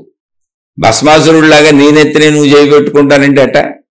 ఇప్పుడు ఆ జ్ఞానం అనేది నువ్వు తెలుసుకోవటానికి చెప్పే చదువు. అందులో మహిమలు, మాయలు, గారడీలు, మంత్రాలు, యంత్రాలు, తంత్రాలు ఉండవు తండ్రి, ఉండవు తల్లి. నమ్మకండి, మిమ్మల్ని మీరు మోసం చేసుకోకండి. ఒక మనిషి యొక్క తత్వాన్ని చెప్పడానికి జ్ఞానంతో ప్రయత్నించారు మహాత్ములు అంతే. ఆ జ్ఞాన గ్రంథాలు చదువు, ఆ జ్ఞాన విషయాల దేవుడి దగ్గర తెలుసుకో, ఆ జ్ఞానాన్ని ఆ గురువుని అడిగి తెలుసుకో, ఆ జ్ఞానంతో జీవించంతే. అంతే నువ్వు చేయాల్సింది. ఇక్కడ మొత్తం జ్ఞానం ఇంకేం లేదు. అబ్బాయి నేను జ్ఞానం చేయనండి భక్తి చేస్తానంటావు. ఆ పుస్తకం ఆ గ్రంథంతో భక్తి చేస్తాను, ఆ గురువుతో భక్తి చేస్తాను, ఆ దేవుడితో భక్తి చేస్తాను. భక్తి అంటే ఏంటి? ఏమీ లేదు, నేను నమస్కారాలు పెడతాను, అక్కడ చెప్పింది ఏదన్నా చేస్తాను. జ్ఞానం మాత్రం చెప్పొద్దు, ఎందుకంటే ఆచరించాలిగా. నేను మంచివాడిని అవ్వాలి, మంచిదాన్ని అవ్వాలి. ఇప్పుడు ఆ మంచి అంతా తెలుసుకోవాలి, మళ్ళీ అదంతా చదవాలి, లేకపోతే వినాలి, దానికోసం కష్టపడాలి. ఇప్పుడు ధ్యానాలు చేయాలి, తపస్సులు చేయాలి, నా గుణమార్పు చేసుకోవాలి, నన్ను నేను మార్చుకోవాలి. డబ్బు సంపాదన కంటే ఎక్కువ కష్టపడాలి. అబ్బాబ్బే అవన్నీ నా వల్ల ఎక్కడ అవుద్దండి, నాకు పంచేంద్రియ సుఖాలకే నా టైం సరిపోవట్లే. ఎన్ని కోరికలు ఉన్నాయో తెలుసా, నాలో ఎన్ని ఆలోచనలు ఉన్నాయో తెలుసా. నాకు అసలు కుదిరితే ప్రపంచాన్ని వేలేద్దామని ఉంటుంది అందరికి. ఈ ప్రపంచం మొత్తం కుదరపోతే తన పరిధిలో ఎంత కుదిరితే అంత వేలుదామని ఉంటుంది అందరికి. ఎంత కుదిరితే అంత వేలేద్దాం, అదే పెత్తనాలు, అదే మనుషులకి ఘర్షణలు. అసలు ఏలటం ఏంటి? నువ్వు ఎందుకు ఏలాలి? నీలాంటి మనుషులే అందరు ఇక్కడ. అంటే జ్ఞానానికి పట్టిన వైపరీత్యం, భస్మాసురుడు నువ్వు. నిన్ను నువ్వే తగలెట్టుకుంటున్నావు. ఆ నన్ను నేను తగలెట్టుకోవటం అనే ప్రాసెస్ ఎక్కడుందో దాన్ని మీరు జాగ్రత్తగా గమనించండి. నాలో శక్తులు ఉన్నాయి, జ్ఞానం ఉంది. నేను పని చేయగలను, శరీరంతో పని చేయగలను, కంటితో చూడగలను, చెవులతో వినగలను, ముక్కుతో వాసన చూడగలను, నోటితో మాట్లాడగలను, మెదడుతో ఆలోచించగలను, శరీరంతో శారీరక కోరికలు తీర్చుకోగలను, కాళ్ళతో నడవగలను, మొత్తం శరీరాన్ని ఉపయోగించి పరిగెత్తగలను, రకరకాల పనులు చేయగలను. నాలో జ్ఞానంతో అనేకం కనుక్కొనగలను. విమానాలు, ర్యాకెట్లు, చంద్రమండలాల వరకు వెళ్ళిపోయి ఇక్కడ పిన్నీసులతో సహా అన్ని జ్ఞానం కనుక్కున్నాయి. ఇన్ని చేయగలను నేను. నాలో ఇన్ని రకాల శక్తులు ఉన్నాయి, నేను ఇన్ని చేయగలను. ఇన్ని చేయగలిగినప్పుడు చాలా జాగ్రత్తగా రండి, ఇక్కడే చెబుతున్నా. నేను ఇన్ని చేయగలను. ఇన్ని చేయగలిగిన వాడిని నేను ఎలా ఉండాలి? ఇంత సమర్థతలోని. మీరు స్త్రీలైనా పురుషులైనా. నేను చూసేవి ఎన్నో చూడగలను, వినేవి ఎన్నో వినగలను, మాట్లాడేవి ఎన్నో మాట్లాడగలను, భావించుకునేవి ఎన్నో భావించుకోగలను, శరీరాన్ని చక్కగా ఎన్ని రకాలుగానూ ఉపయోగించగలను, మనసును ఎన్ని రకాలుగానూ ఉపయోగించగలను, బుద్ధిని ఎన్ని రకాలుగానూ ఉపయోగించగలను, జ్ఞానాన్ని ఎన్ని రకాలుగానూ ఉపయోగించగలను. ఇంత అద్భుతమైనటువంటి వనరులు, వసతులు కలిగినటువంటి శరీరము, మనసు, బుద్ధి, ప్రజ్ఞాశక్తి, తెలివిశక్తి, జ్ఞానశక్తి, వీటన్నింటినీ నా ప్రాణశక్తి నాలో ఉండి నాకు సమకూర్చింది, నన్ను నడుపుతుంది కదా. మీరు స్త్రీలైన పురుషులైన ఇది సత్యం కదా. అప్పుడు ఇన్ని శక్తులు ఉన్న నేను ఎంత హాయిగా ఉండాలి, ఎంత ఆనందంగా ఉండాలి. మరి నాకు దుఃఖం ఎందుకు వచ్చిందంటే, ఇక్కడే మీరు ఒక్క మెట్టు ఆగి విశ్రాంతిగా ఆలోచించండి. ఈ దుఃఖానికి కారణం ఎదుటోడిని విషయాన్ని గుర్తించారా? మీ అంత జ్ఞానాన్ని భస్మాసురుడిలా వాడుకుంటున్న వాళ్ళు మీ అంతటి వాళ్ళు ఇంకెవరు లేరు. ఎందుకంటున్నానంటే, నాకెంత ప్రజ్ఞ ఉన్నప్పుడు నన్ను నేను హాయిగా ఉంచుకోవటానికి కదా అది వాడుకోవాలి. నాకు నేను కదా తెలిసేది, నాకు మీరు తెలియదు. అసలు మీకు ఉపన్యాసం చెబుతున్నా, ఈ స్పీచ్ చెబుతున్నా, మీరు ఎవరో కూడా నాకు తెలియదు. నాకు నేను తెలుసు, అందుకని నన్ను నేను గమనించుకుంటూ చెబుతున్నా. మొత్తం నేను మాట్లాడే ప్రతి మాట నా స్వీయ అనుభవంలోంచి మళ్ళీ నన్ను నేను ఇప్పుడు చూసుకుంటూ మాట్లాడుతున్నా. నేను మాట్లాడే ప్రతి పదము ఒకసారి నేను అర్థం చేసుకొని, నన్ను నేను చూసుకొని, నా శరీర భావాల్లోంచి మీతో వచ్చి మాట్లాడుతున్నా. ఇప్పుడు ఇన్ని ప్రజ్ఞలు, ఇన్ని తెలివిలు కలిగిన నేను ఎలా ఉండాలి? నన్ను నేను హాయిగా సంతోషంగా ఉంచుకోవాలి. ఎందుకని అన్ని శక్తులు నా దగ్గర ఉన్నాయిగా. ఆ పంచేంద్రియాలతో అన్ని శక్తులు వాడుకోగలను, శరీరంతో బోల్డ్ వాడుకోగలను, మాట్లాడగలను, మేధస్సుతో ఆలోచించుకోగలను. ఇవన్నీ ఎందుకు? నాకు నేను హాయిగా ఆనందంగా ఉంటానికి. సింపుల్ కదా. మరి నేను ఆనందంగా ఉండలేదు, దుఃఖపడుతున్నాను, బాధపడుతున్నాను, కష్టపడుతున్నాను, భయపడుతున్నాను, ఇబ్బంది పడుతున్నాను, డిప్రెషన్కి వెళ్తున్నాను, డిప్రెషన్ బిళ్ళలు వేసేసుకుంటున్నాను, స్లీపింగ్ టాబ్లెట్స్ వేసేసుకుంటున్నాను, రకరకాల జబ్బులు తెచ్చేసుకుంటున్నాను, నిరంతరం బాధలకు గురైపోతున్నాను, నిరంతరం నన్ను నేను ఒత్తిడికి గురి చేసుకుంటున్నాను కదా. ఒక్క నిమిషం అక్కడ ఆగిపోండి, కొంచెం అటు ఇటు జరగబాకండి. అక్కడ మీలో మీరు ఉండండి, కళ్ళు మూసుకొని. ఇప్పుడు నేను చెబుతున్నాయన్నీ మీ లోపల మీరే భావించుకోండి. వీటికి కారణాలు ఎతకండి. మీరు ఎందుకు దుఃఖపడుతున్నారు? కారణం వద్దు. డబ్బు లేదనో, వాళ్ళేదో అవి అసలు తీసుకోబాకండి, అవి అసలు తీసుకోవద్దు. అవన్నీ బాహ్య కారణాలు. నీకున్న ప్రజ్ఞతో, నీకున్న తెలివితో, నీకివ్వబడినటువంటి శక్తితో, మేధాశక్తితో, నీకివ్వబడిన శారీరక మానసికమైనటువంటి శక్తులతో, నీకున్న ప్రజ్ఞాశక్తులతో, నీకున్నటువంటి పంచేంద్రియ శక్తులతో నువ్వు ఆలోచించుకొని నువ్వు సుఖంగా ఉండాలి కదా. ఇది నీ బాధ్యత కాదా? మా ఆయన అలా లేడు కాబట్టి నేను ఇలా సుఖంగా లేను, మా ఆవిడ అలా లేదు కాబట్టి నేను ఇలా సుఖంగా లేనని చెప్పడం తప్ప రైట్? నువ్వే ఆలోచించుకో. నువ్వు ఎందుకు వాళ్ళందరినీ పట్టుకు ఎలాడుతున్నావు? నువ్వు నీలో ఉన్నావు కదా. మీ ఆవిడ లోపల నువ్వు లేవు, మీ ఆయన లోపల నువ్వు లేవు, మీ నాన్న లోపల నువ్వు లేవు, నీ కొడుకు లోపల నువ్వు లేవు, నీ లోపల నువ్వు ఉన్నావు. నీ శక్తులన్నీ నీకు పనిచేస్తాయి. మరి నీలో శక్తులు లేవా? సర్వశక్తులు ఉన్నాయి నీలో. జ్ఞానశక్తి ఉందిగా. ఎవరికాళ్ళు అలా ఉంటారు. నిన్ను నువ్వు ఎలా ఉంచుకోవాలో చూడు. నువ్వు పరాధీనతలో ఉన్నావు. అంటే పారాసైట్స్ అంటారు ఇలాంటి వాళ్ళని. ఏమనుకోబాకండి, నిజాన్ని నెక్కచ్చిగా చెప్పాలి. ఎందుకంటే నేను కూడా ఒక పారాసైటే. మీకు ఇన్ని చెబుతున్నా నాకు బాధలు కలిగిస్తే పక్క వాళ్ళ వలన బాధపడే మనస్తత్వం నాకు కూడా ఉంది కాబట్టే నేను చెప్పగలుగుతున్నా. అయితే బాధ నేను పక్క వాళ్ళ వలన పడుతున్నా, నా వల్ల నాకు బాధ లేదు. కానీ నా జ్ఞానంలో నేను పక్క వాళ్ళని అలాంటి తీసుకుంటున్నా. అది డబ్బు కావచ్చు, వస్తువులు కావచ్చు, మనుషులు కావచ్చు, విషయాలు కావచ్చు, కోరికలు కావచ్చు. కానీ నా జ్ఞానం నాకు అనుకూలంగా పనిచేస్తే సింపుల్, అంతే. చాలా సింపుల్ విషయం. మీ జ్ఞానం మీకు అనుకూలంగా పనిచేస్తే మీరు సంతోషంగా ఉండాలా, దుఃఖంగా ఉండాలా చెప్పండి. ఎవరైనా మీరే ఆలోచించుకోండి. మీ జ్ఞానం మీకు అనుకూలంగా పనిచేయాలా, అసలు వ్యతిరేకంగా పనిచేయాలా? First point. మీ జ్ఞానం అంటే నా జ్ఞానం, నాకు ఇవ్వబడిన జ్ఞానం, సృష్టించిందాక ఈ జ్ఞానం, ఈ శక్తులన్నీ నాకు ఇవ్వబడిన జ్ఞానం కానీ, నా శారీరక మానసిక శక్తులు కానీ, అంటే నా ఇంద్రియాలు చూడగలిగింది, వినగలిగింది, తినగలిగింది, తాగగలిగింది, శరీరానికి ఉన్నటువంటి సుఖాలు కానీ, ఆలోచన సరళి, ప్రజ్ఞ కానీ, తెలివి కానీ, నా జ్ఞానము, నా శక్తి మొత్తంగా ఏదైనా శారీరక మానసిక బౌద్ధిక అంటే బుద్ధిపరమైనటువంటి ప్రజ్ఞాపూర్వక శక్తులన్నీ కూడా నాకు ఇవ్వబడింది ఎందుకు? నేను బ్రతకడానికే కదా. ముందు నేను కదా. నేను ఉంటే తర్వాత భర్త భార్య, మళ్ళీ ఆ భర్త ఆయనకి ఆయన నేను, భార్య ఆవిడకి ఆవిడ నేను, తండ్రి ఆయనకి ఆయన నేను, కొడుకు ఆయనకి ఆయన నేను. ఇవన్నీ ముడిపడిపోయి లేవు. ఎవరినైనా వాళ్ళకుంది. అందుకని నేనేం నువ్వు చూడు. నిన్ను నువ్వు సంతృప్తిగా ఉంచుకొని కుటుంబ వ్యవస్థ అనేది పెద్దలు ఏర్పాటు చేశారు. ఎందుకు ఏర్పాటు చేశారంటే స్త్రీ పురుష కలయికల అవసరం ఒకటి మనిషికి ఉన్నది.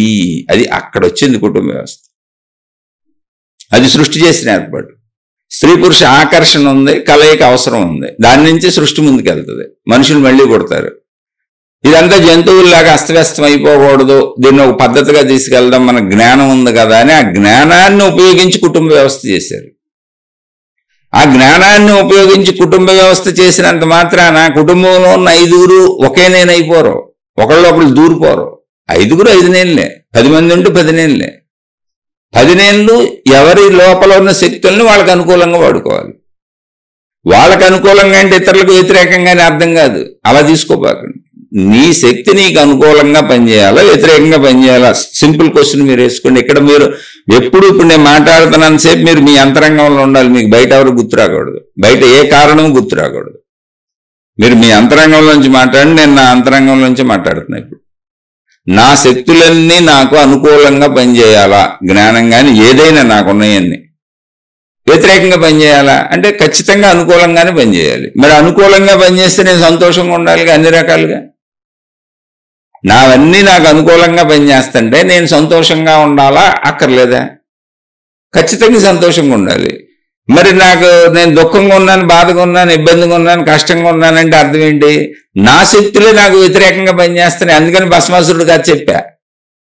మీరు ఎవరో బయట వాళ్ళని ఎదుగుతున్నారు. ప్రాబ్లం అక్కడ ఉంది. అసలు మూలం మనలోనే ఉంది. మూలం మనలోనే ఉంది.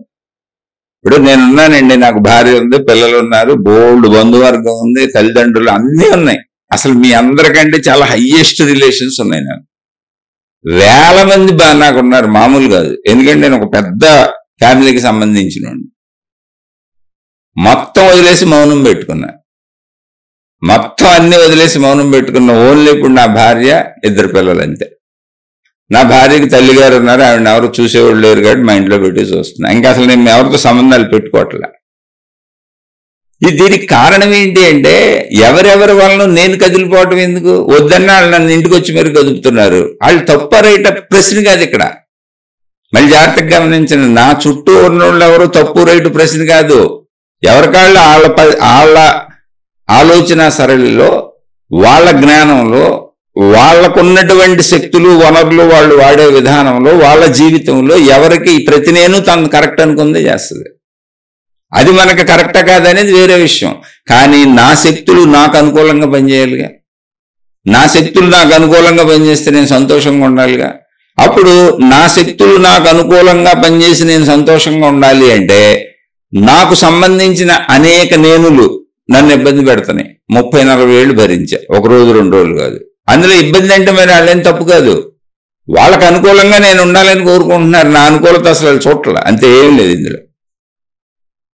30-40 ఏళ్ళు ఎందుకు చూశానంటే ఏమీ లేదు, అనుకూలత కోరుకుంటున్నారు అంతే. వాళ్ళేం నన్ను రోజు ఏదో ఎర్రగా కాల్ చేసినటువంటి కడ్డీలతో వాతలు పెడతల్లా, రోజు కొరడాలతో కొడతల్లా ఏం చేయట్లా. 30 ఏళ్ళైనా 40 ఏళ్ళైనా 50 ఏళ్ళైనా మేము చెప్పినట్టు మాకు అనుకూలంగా ఉండు, మేము చెప్పింది చెయ్యి, అంతే. సరే, నా మనసుకి నాకు ఒక మనసు ఉంటుందిగా. మళ్ళీ నేను నా అనుకూలత నేను జీవించాలిగా, నా భార్య పిల్లలు ఉన్నారుగా. అందుకని భరించగలిగినంతకాలం భరించా. ఇక భరించటం కుదరని సమస్యలు వచ్చినాయి, అది ఒక విషయం, అదేం పెద్ద విషయం కాదు. వదిలే అనుకున్నా, అక్కడేం అవలా అసలు. వద్దులే అనుకుని ఇంకెందుకు ఎంతకాలం భరిస్తాం, పెద్ద వయసు వచ్చేసింది, నా పిల్లలు పెద్దోళ్ళు అయిపోతున్నారు, అందుకని బాధ్యత వరకు చాలు. ఇప్పుడు ఇబ్బంది పెట్టేయని నా బాధ్యతలు కాదు, నా తాళ్ళకి అవసరం లేదు. నేను ఎవరెవరినైతే మౌనం రాకండి అని వదిలేశానో వాళ్ళందరూ నాకంటే 100 రెట్లు 1000 రెట్లు అధికమైన స్థితుల్లో ఉన్నారు. ధనపరంగా, సమాజపరంగా, అన్ని రకాల ఫెసిలిటీస్లో నాకంటే 100, 1000, 1,00,000 రెట్లు అధికంగా ఉన్నారని ఆశ్చర్యపోకర్లు కొంతమందిని అయితే. పైగా నేను వదిలేసింది ఏంటి? నా సంపదలు వదిలేశాను, నా హక్కులు వదిలేశాను. నేను ఎవరిని మోసగించలా. నేను వదిలేసింది నా హక్కులు, నా సంపదలు, నాకు సంబంధించినవి వదిలేశాను. నేను చేయాల్సిన బాధ్యతలు వదిలేలే. ఎవరైతే నా మీద ఆధారపడి ఉన్నారో వాళ్ళు నన్ను బాధ పెడతా కూడా ఉండొచ్చు. వాళ్ళు కూడా, నా భార్య ఉంది, నాకేం సంతృప్తిగా నిరంతరం ఎందుకు ఉంటుంది? ఆమెకి పని చేస్తుంది, నేను నాకు పని చేస్తుంది. అలానే ఆమె చెడ్డదని కాదు, ఆలోచన విధానం ఎలా ఉండాలనే దానికి చెబుతున్నా. మరి ఆమెను ఎవరు చూసేవాళ్ళు లేరు, నేనే చూడాలి కాబట్టి ఆమె చూస్తున్నా. అది నా ధర్మం, బాధ్యత అనుకున్నా. ఇంకా సుఖము దుఃఖము లేదు అక్కడ. అదే నా ప్రజ్ఞ నాకు పనిచేయడం అండి. నా భార్య వలన నేను దుఃఖపడను, ఎందుకని నా శక్తులన్నీ నాకు అనుకూలంగా పనిచేసేలా మలుచుకున్నా. ఎక్కడైతే ఇవి ఎక్కువైపోయి ఇబ్బంది అయిపోయి ఎక్కువ మంది మనుషులు వచ్చింది అక్కడ మౌనం పెట్టేశా కాబట్టి నాకు మొత్తం ఇప్పుడు నా శక్తిని నేను క్రోడీకరించుకోగలిగా. ఒక 3 ఏళ్ళు మౌనంలో నేను ఏం చేశానంటే ముందు అసలు నా శక్తిని నేను క్రోడీకరించుకొని ఒక చోటకు తెచ్చుకున్నా. విస్తృతంగా విశృంఖలంగా విజృంభించి తిరిగేసింది. వేల మంది సంబంధ బాంధవ్యాలు, ధన సంపాదన, వ్యాపారాలు, బలహీనుడిని అయిపోయి అనేకం ఆలోచించాల్సి వచ్చింది. వేల లక్షల పనులు చేయాల్సి వచ్చింది. మొత్తం ముందు అది ఆపేశా. అందుకు మౌనం పెట్టుకుంది. ఇవన్నీ ఆపేస్తే అసలు ముందు కొంత ప్రశాంతత వస్తుంది నాకు.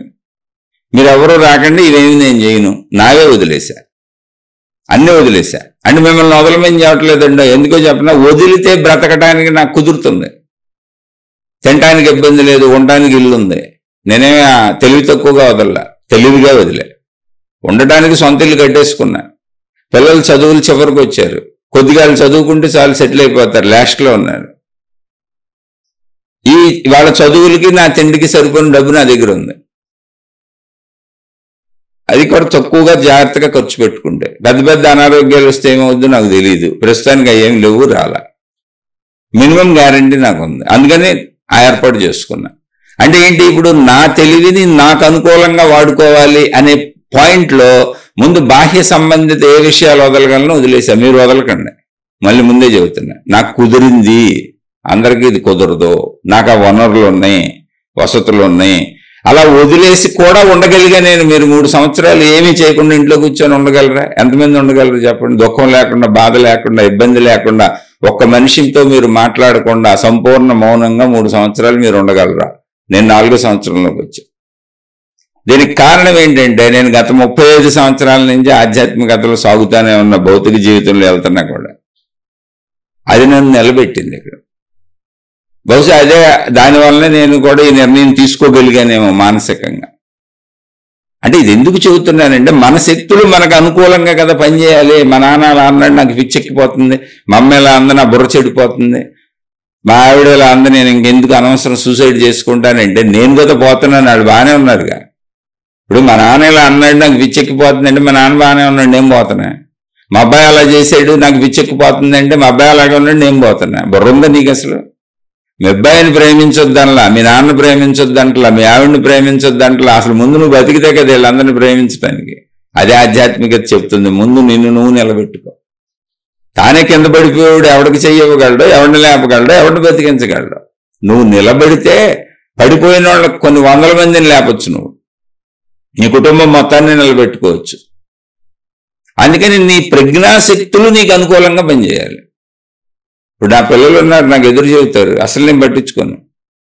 వాళ్ళ మనోభావాలు ఏముందని. అలానే అంత పెద్ద ఎదురు ఏమీ చెప్పరు. విషయం మీకు అర్థం అవడానికి చెప్పాను. ఏదో ఒకటి ఈ విషయం వచ్చింది అనుకోండి, నేను ఒకటి చెబుతా వాళ్ళు ఇంకోటి చెబుతారు, అది మామూలే కదా.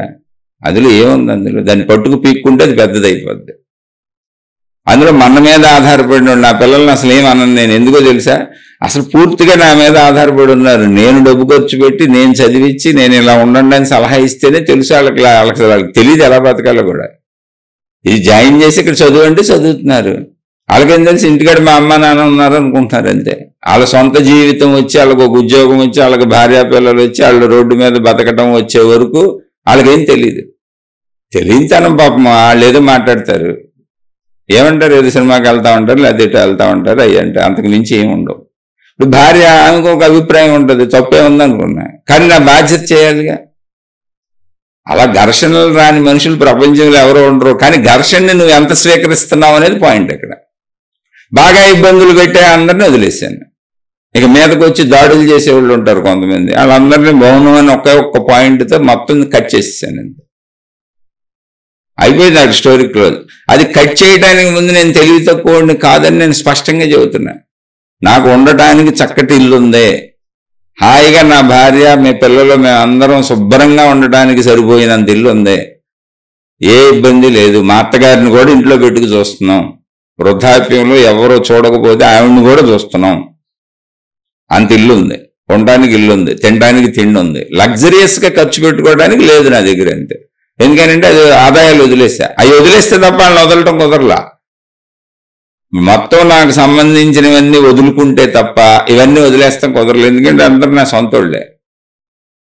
అందుకని మీరెవరు ఆ ట్రైల్ చేయకండి. అసలు ఆదాయం ఎప్పుడు ఉండాల్సిందే. నాకు ఉంది, ఏదో నా పిల్లలు సెటిల్ అయితే చాలు. నాకు జాగ్రత్తగా ఖర్చు పెట్టుకోవాలి. ఎందుకని వదిలేసాను, కొత్త సంపాదన రాదుగా, పాత దాని మీద బతకాలి. ఆ ఉన్నది తినేసుకుంటూ వెళ్ళిపోతున్నా. ఇక్కడ విషయం ఎందుకు చెబుతున్నాను ఇదంటే, నా జ్ఞానం నాకు అనుకూలంగా ఎలా పనిచేస్తుంది అన్నప్పుడు ఇంతకుముందు పనిచేయలా, విశృంఖలంగా తిరిగేస్తుంది అది.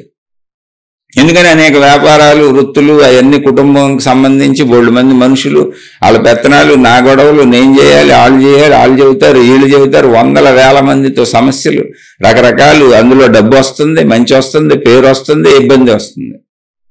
ఇవన్నీ చూసా ఒక టైంలో. దానికి ఫుల్ స్టాప్ పెట్టేసి, ఇప్పుడు ఏమైంది, ఫుల్ స్టాప్ పెట్టేసి ప్రశాంతంగా అసలు ఒక సంవత్సరం మేలకుండా కూర్చున్నా. జీవితకాల మౌనం అని చెప్పా. అలా అని జీవితకాల మౌనం అంటే మళ్ళీ క్లారిటీగా చెబుతున్నా. నా భార్యతో మాట్లాడతా, నా పిల్లలతో మాట్లాడతా, మా అత్తగారికి ఏదన్నా అవసరం అయ్యే హాస్పిటల్లో మందులు కావాలని చక్కగా వెళ్తా, తెచ్చి పెడతా, ఆ డాక్టర్తో మాట్లాడతా, మందుల వాళ్ళతో మాట్లాడతా. మా కుటుంబ అవసరాల నిమిత్తం వారంకో 10 రోజులకో ఒకసారి సరుకులు లిస్టులన్నీ రాసుకొని వెళ్ళి తెచ్చుకుంటా. అప్పుడు కూరగాయల వాళ్ళతో అందరితో మాట్లాడతా. మరి వాళ్ళందరికీ చీటీలు రాసి ఇచ్చి చిత్ర విచిత్రాలు చేశాను అనుకో, వాళ్ళు బాధపడతారు, నేను బాధపడతాను. అదొక పిచ్చి తరహా ఉంది. ఇప్పుడు భావం అంటూ పుట్టినాక దాన్ని పలక మీద రాస్తే ఏంటి, పుస్తకం మీద రాస్తే ఏంటి, సైకిల్ చేస్తే ఏంటి, అసలు భావమే పుట్టకూడదు. అప్పుడు మాట్లాడే చెబితే గొడవ ఉండదుగా. మళ్ళీ రాయటం ఒక పెద్ద చర్య, రాసిన దాన్ని ఎదుటోడు అర్థం చేసుకోవడం పెద్ద చర్య, అది ఇంకా పిచ్చి చర్య. అందుకని చక్కగా ఆ అవసరాలు ఏంటో చూస్తా, మిగిలింది వచ్చేసి కూర్చుంటాయండి అంతే. అప్పుడు ఏమైంది, అనేక రకాలుగా పరిగెత్తేటువంటి నా ఆలోచన సరళి ఆగిపోయింది. అంటే నా లోపల ఆగిపోయింది. జస్ట్ కామ్ అంతే. ఎంత వండి పెడతారు, తింటున్నా, ఏది తెచ్చి అక్కడ పెడుతున్నా. అలా అలా అలా 3 సంవత్సరాలు గడిచేటప్పటికి సంపూర్ణంగా నేను నాకు తెలుస్తున్నా. ఇప్పుడు నాకు బాహ్యంగా వెళ్ళాలని లేదు. అయితే ఇలా అందరూ ఉండగలరా, ఉండలేరు అంటే కొంతమంది ఉండొచ్చు. 35 ఏళ్ల నుంచి నేను నేర్చుకుంటూ చదువుకుంటూ వచ్చింది దీనికి నాకు సహకరించింది. లేకపోతే ఆ నిర్ణయం తీసుకునిగా నేను జీవితకాల మౌనం నిర్ణయం ఎందుకు తీసుకుంటాను? ఆ చదువుకున్న ఆధ్యాత్మికత, ఆ జ్ఞానం ఇక్కడ సహకరించింది. ఇప్పుడు వాడుకో దీన్ని. ఉండడానికి ఇల్లు ఉంది, తినడానికి తిండి ఉంది, ఏదో చివరిలో ఉన్నారు, పిల్లలు సెటిల్ అయిపోతారు. పిల్లలు సెటిల్ అయిపోయి చిన్న ఉద్యోగాలు వచ్చినాయి అనుకోండి, వాళ్ళేం అన్నం పెడతారు నాకు? వాళ్ళు అన్నం పెట్టరు అనుకోండి, నేనేం తెలివి తక్కువ కాదు, అప్పుడు పని చేసుకోగలను, పుస్తకాలు రాసుకోగలను. మీకు చెప్పిన ఈ మాటలన్నీ కూడా నేను కొన్ని వందల వేల పుస్తకాలు రాయగలను. నేను ఆల్రెడీ మీరు గమనిస్తే నేను ఈ శీర్షికలు పెట్టేదానికి ఆధ్యాత్మిక ప్రచురణలు అని ఉంటుంది పేరు. ప్రచురణలు అంటే ఏంటో తెలుసా? పబ్లికేషన్స్, బుక్స్ రూపం అని అర్థం. ఇది నేను ఆల్రెడీ 2000లోనే పెట్టాను. పెట్టి మళ్ళీ ఏదో మా కుటుంబ సభ్యులు వీళ్ళకి నచ్చక వాళ్ళు మాకే చేసి పెట్టు, మా దగ్గరే చేసి పెట్టు అని అడిగితే మళ్ళీ నా సొంత దాన్ని మూసేసి వాళ్ళకే చేసి పెట్టాను. వాళ్ళతోనే ఉన్నాను ఇప్పుడు వరకు. అప్పుడు పెట్టినటువంటి అదే ఎంబ్లంని అప్పుడు మొట్టమొదట కొన్ని పుస్తకాలు రిలీజ్ చేశాను ఆ ఎంబ్లంతో. తర్వాత మా వాళ్ళది ఏదో చిన్న చిన్న అక్కడ బయట చేయటం ఇష్టం లేక వాళ్ళు చేసిన పనులకి ఇక్కడే నాకు చేసి పెట్టని అడిగిన దానికి తిరిగి వచ్చేసి చేసి పెడుతూ ఆ ఎంబ్లం అలా ఉంది.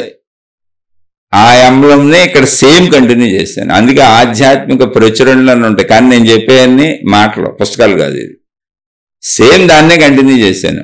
ఇప్పుడు రేపు పొద్దున ఒకవేళ నా పిల్లలు నాకు అన్నం బెటర్ అనుకో, నేను పుస్తకాలు రాసేయగలను, అసలు నాకు ప్రాబ్లం ఏం లేదు. చాలా ఈజియెస్ట్ విషయం నాకు అది. నేను ఆధ్యాత్మిక ప్రచురణలను నేను పెట్టినప్పుడు నేను ఆల్రెడీ అప్పటికి రాసి రిలీజ్ చేసాను 3-4 పుస్తకాలు. రాయటానికి 60-70 పుస్తకాలు ప్రిపేర్ చేసి పెట్టుకున్నాను. మొత్తం సబ్జెక్ట్ ఉంది నా దగ్గర. ఇప్పుడు కూడా రాసేయగలను. ఎందుకు అసలు మీకు చెప్తున్నాయని పుస్తక రూపం రాసుకుంటే పుస్తకాలు అవ్వండి. ఇంకా బోల్డ్ చరిత్రలు, బోల్డ్ మంది మహాత్ములు అన్నీ రాసేయగలను, కానీ రాయను, ఏమీ చేయను. ఎందుకంటే అక్కర్లే నాకు అర్థమైన జ్ఞానం నన్ను ప్రశాంతంగా ఉంచితే చాలు. ఇది ఎందుకు చెబుతున్నానంటే మీరు ప్రశాంతంగా ఉండాలని చెబుతున్నా, నా గొప్పలు చెప్పుకుందామని కదా. ఏం చేయను, మళ్ళీ డబ్బు వస్తుంది, మళ్ళీ మనుషులు. రాశాను అనుకోండి, దాన్ని తీసుకెళ్లి డీటీపీలు చేయించాలి, పుస్తకాలు చేయించాలి, ప్రెస్ల చుట్టూ తిరగాలి, మళ్ళీ దాన్ని అమ్మాలి, అమ్మకం కోసం పబ్లిషర్ చుట్టూ తిరగాలి, మళ్ళీ మనుషులతో సంబంధం బాంధేయాలి, మళ్ళీ డబ్బులు వస్తాయి. డబ్బులు వస్తే బెల్లం చుట్టూ ఏగలు. మనుషులతో సంబంధాలు ఇలా పెరుగుతున్న కొందికి మళ్ళీ మోసాలు, కుట్రలు, కుతంత్రాలు ఇవన్నీ ఆల్రెడీ చూసేసి వచ్చాను నేను. అందుకని ఏమి చెయ్యను, తెలిసినా చేయను, వచ్చినా చేయను. అందుకే నేను ఎవరో నీకు చెప్పకుండా, నా ఫోటో పెట్టకుండా, నా అడ్రస్ ఇవ్వకుండా, నాకు ఏ గుర్తింపు అక్కర్లేదు. కానీ నాకు విషయాలు చాలా తెలుసు. చాలా తెలుసు అంటే ఇదిగో మీతో మాట్లాడుతున్నాను. అదేమి అహంకారం కాదు. ప్రశాంతంగా ఉండటానికి నేను 3 ఏళ్ల నుంచి ఉండగలిగాను. 4వ ఏడు వచ్చింది, ఉండగలుగుతున్నాను. నాకు బోర్ కొట్టట్లేదు. ఇదే విషయంలో మళ్ళీ చెబుతున్నా, మా ఇంట్లో మా ఆవిడకి బోరు కొడుతుంది, రోజు చదువుతుంది, నాకు తోచట్లేదు, పిచ్చెక్కిపోతుంది, అసలు మనుషులు లేరు, ఎవరు లేరు, మీరు మౌనం పెట్టేసుకున్నారు. అది వరకు మా ఇంట్లో ఆఫీస్ ఉండేది, 50-60 మంది పనిచేసేవాళ్ళు.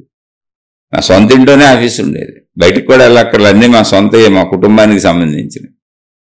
దానికి చెప్పే నేనేం చేయను, నీ అందరికీ చెప్పే మౌనం పెట్టుకున్నాను. నీ బుర్ర నువ్వు పాడు చేసుకుంటే ఏం పాడు చేసుకోబాక, ఆమె ట్రై చేసుకుంటాను. ఎప్పుడన్నా అప్పుడప్పుడు చెప్పుద్ది, అదేం పెద్ద ప్రాబ్లం కాదు. ఆమె లైన్లోకి ఆమె వచ్చేస్తుంది. ఆమె ఆ స్పిరిచువాలిటీ ఇంట్రెస్టే. ఆవిడ ఒప్పుకోబెట్టే పెట్టుకున్నా. ఆవిడ మా పిల్లలు ఒప్పుకుంటేనే పెట్టుకున్నా ఈ జీవితకాలం మౌనం. వాళ్ళందరికీ చెప్పాక డబ్బు ఉండదు, మనకి ఇన్ని సౌకర్యాలు ఉండవు, ఇంత కీర్తి ప్రతిష్టలు ఉండవు, అసలు మనకు మనుషులు రారు, మన పనులు మనమే చేసుకోవాలి, అన్నీ వదిలేస్తున్నాను అంటే ఒక రాజుకు సాగినట్టు సాగింది నాకు, నా కుటుంబ సభ్యులకి. ఇప్పుడు అదేం ఉండదు, మనం బంటుల్లాగా జీవించాల్సి వస్తుంది అని చెప్పి వాళ్ళు ఓకే అంటేనే పెట్టుకున్నా. ఎవరికి ఏ బలవంతంతో పెట్టుకోలే. అలా మీకు కుదరదు. పెట్టుకున్నా మళ్ళీ చెప్పే నాకు ఇల్లు ఉంది, తినడానికి తిండి ఉంది, ఇబ్బంది ఏమీ లేదు, శరీరంలో శక్తి ఉంది, నా సరుకులు నేను తెచ్చుకోగలను, నేనే ఇంకోళ్ళకి సాయం చేయగలను ఇప్పుడు కూడా శరీరపరంగా. కాబట్టి ఆ ఉన్న జ్ఞానంతో నేను 3 ఏళ్ళు ఉండగలిగి, 4 ఏళ్ళు ఏమీ చేయకుండా ప్రశాంతంగా ఇంట్లో ఇంత తిని ఉండగలిగి, మళ్ళీ ఆ తినటం కూడా మీకు చెబుతున్నా, మీకు అర్థం అవడానికి చెబుతున్నా. ఉదయం పూట ఏదన్నా ఫ్రూట్స్ కానీ లేదా స్వీట్ కార్న్, ఒక మొక్కజొన్న పొత్తి లాంటిది కానీ తింటాను. ఉదయం టిఫిన్ అంతే. తినే మజ్జిగ తాగుతాను.